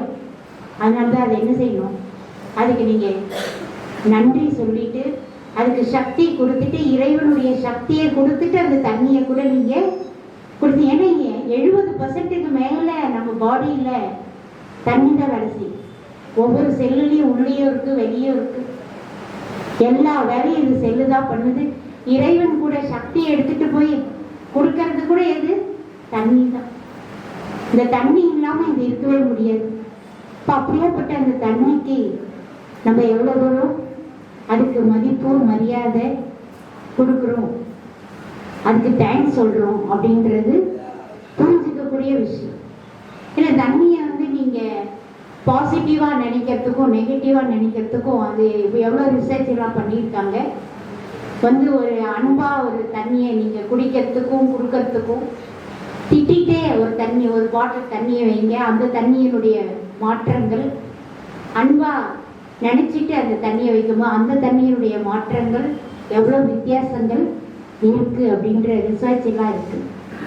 அதனாலதான் தண்ணியை நம்ம வந்து குடிக்கும் போதே இப்ப என்ன சொல்றாங்கன்னா, ஒரு பாட்டில நீங்க தண்ணியை வைங்க அன்பு அப்படின்னு எழுதிட்டு அதை வச்சுட்டு குடிக்கும் போதெல்லாம் உங்களுக்கு என்ன வரும், அன்பு. சாந்தின்னு வைங்க, சாந்தி இல்லைன்னா சாந்தின்னு எழுதி வைங்க, அது கிடைக்கும். அடுத்தது உங்களுக்கு ஒரு காரியம் சக்சஸ் ஆகணுமா, அதை அதில் எழுதி வச்சுட்டு அதை நீங்க அந்த தண்ணி பாட்டிலேருந்து குடிங்க, அந்த காரியம் உங்களுக்கு சக்சஸ் தான். அவ்வளோ வைப்ரேஷன் அந்த தண்ணியில் இருக்கு. ஜப்பானீஸ் வந்து அவங்களுடைய ஒரு தியானம் என்னன்னா, ஒரு டீயை குடிக்கும்போது என்ன பண்ணுவாங்களோ, அந்த டீ போடுறாங்கல்ல, அது பாயில் ஆகுது இல்லை, அப்பையிலேருந்து அதையே நோட் பண்ணுவாங்க. அந்த தண்ணி எப்படி அந்த டீ வந்து கொதிக்கிறது, அது கொதிச்சு அதுக்கப்புறமா அதை எடுத்து அதுக்கு வேணுங்கிறதெல்லாம் போட்டு அதுக்கப்புறம் அதை குடிக்கும் போது அதுவே தியானம். இப்ப நம்ம செய்யக்கூடிய கர்மம் தியானம். அது அமைதியா செஞ்சீங்கன்னா என்னது கர்மம், அதான் கர்ம யோகி வாழ்க்கை. ராஜயோகி வாழ்க்கைனாலே கர்ம யோகி வாழ்க்கை. காரியம் செய்யணும், ஆனா யோகத்துல இருந்துட்டு செய்யணும், கவனமா செய்யணும். பாசிட்டிவ் வைப்ரேஷன் கொடுத்துட்டு செய்யும். அதுதான் முக்கியம்.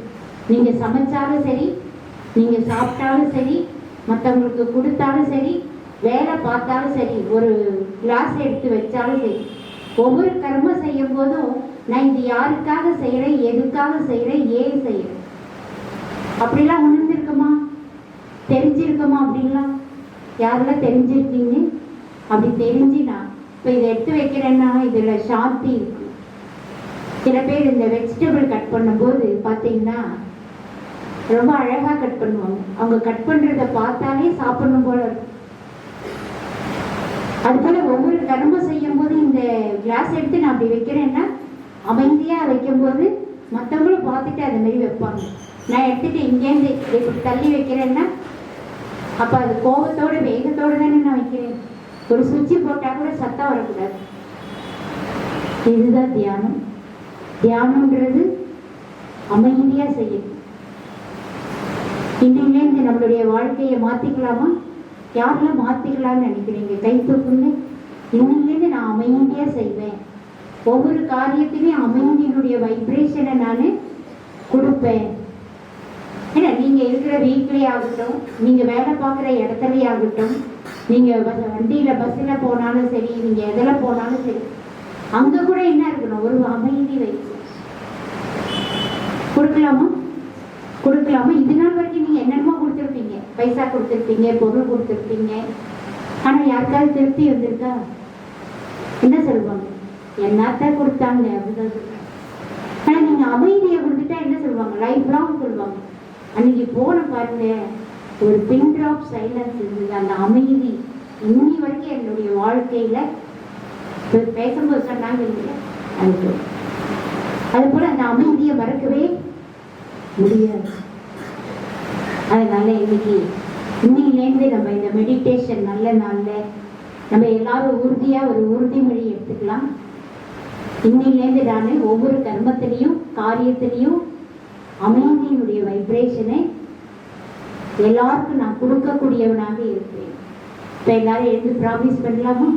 எழுந்துக்கலாமா? கொஞ்ச நேரம். ஓம்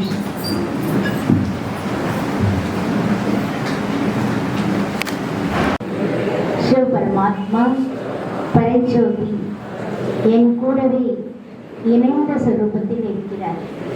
அவரிடம் நான் நாம் செய்யக்கூடிய ஒவ்வொரு கர்மத்திலும் அமைதியின் சக்தியை எனக்குள் அனுபவம் செய்து மற்றவர்களுக்கும் நான் கொடுக்கக்கூடியவனாக இருக்கிறேன்.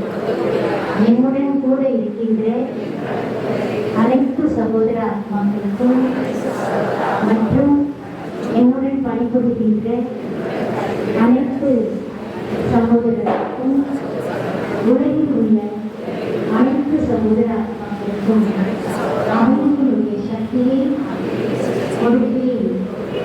மற்றும் பஞ்ச தத்துவங்களுக்கும் அமைதியினுடைய சக்தியை என் மூலமாக கொடுத்து கொண்டே இருப்பேன் என உறுதி எடுத்துக் கொள்கிறேன். ஓம் சாந்தி. ஓம் சாந்தி. ஓம் சாந்தி.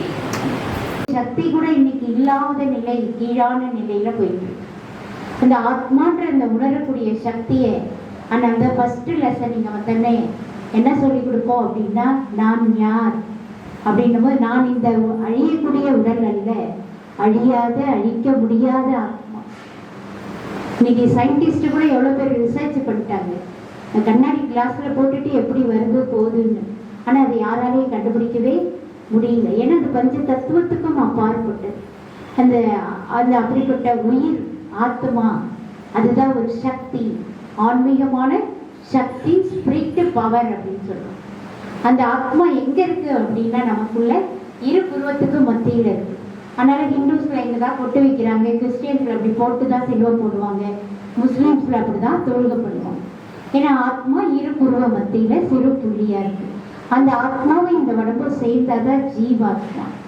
இந்த ஆத்மா அழியாதது, அழிக்க முடியாதது, உடம்பு அழியக்கூடியது. இப்ப இந்த ஆத்மா தான் மனம், புத்தி, சம்ஸ்காரம் மூலமா 3 காரியம் செஞ்சுட்டு இருக்கு. எண்ணங்களை உற்பத்தி பண்ணுது, அதுக்கப்புறமா அது சகோதரிக்கும் இங்கே வந்துட்டு அம்மனுக்கும் வணக்கத்தை தெரிவித்துக் கொள்கிறேன். இதுகாலம் அவர்கள் என்ன தெரிவித்தார்கள் என்பதை நாம் என்ன புரிந்து கொண்டோம் என்பது எனக்கு தெரிந்த வகையிலே நான் உங்களுக்கு தெரிவித்து வருகிறேன். அதாவது மனித இனம் தோன்றிய காலத்திலிருந்து விலங்கிலிருந்து மனித இனம் தோன்றிய காலத்திலிருந்து மனம் என்பது வெவ்வேறு ஒரு நிலையில் தான் இருக்கிறது என்பது தெரிகிறது. மனம் ஒரு குரங்கு என்றார்கள், குழந்தை என்றார்கள். எல்லோருக்கும் ஆத்மாக்கள் அல்லது மனம் ஒன்று போல இருக்கிறது. அது வெவ்வேறு திசையிலே பயணிக்கின்ற போது பல பிரச்சனைகள் காரியங்கள் வருகிறது. கடலானது கொந்தளித்துச்சுன்னா அங்கே பிரளயங்கள் வரும். நம்மளை சிஸ்டர் இன்வைட் பண்ணியிருந்தாங்க.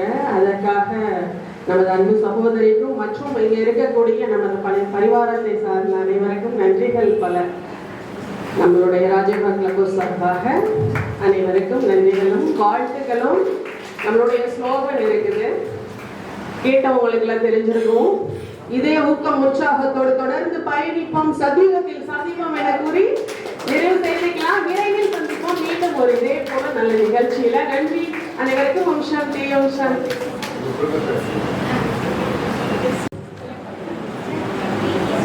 அனைவருக்கும் வணக்கம். இன்று நடைபெறக்கூடிய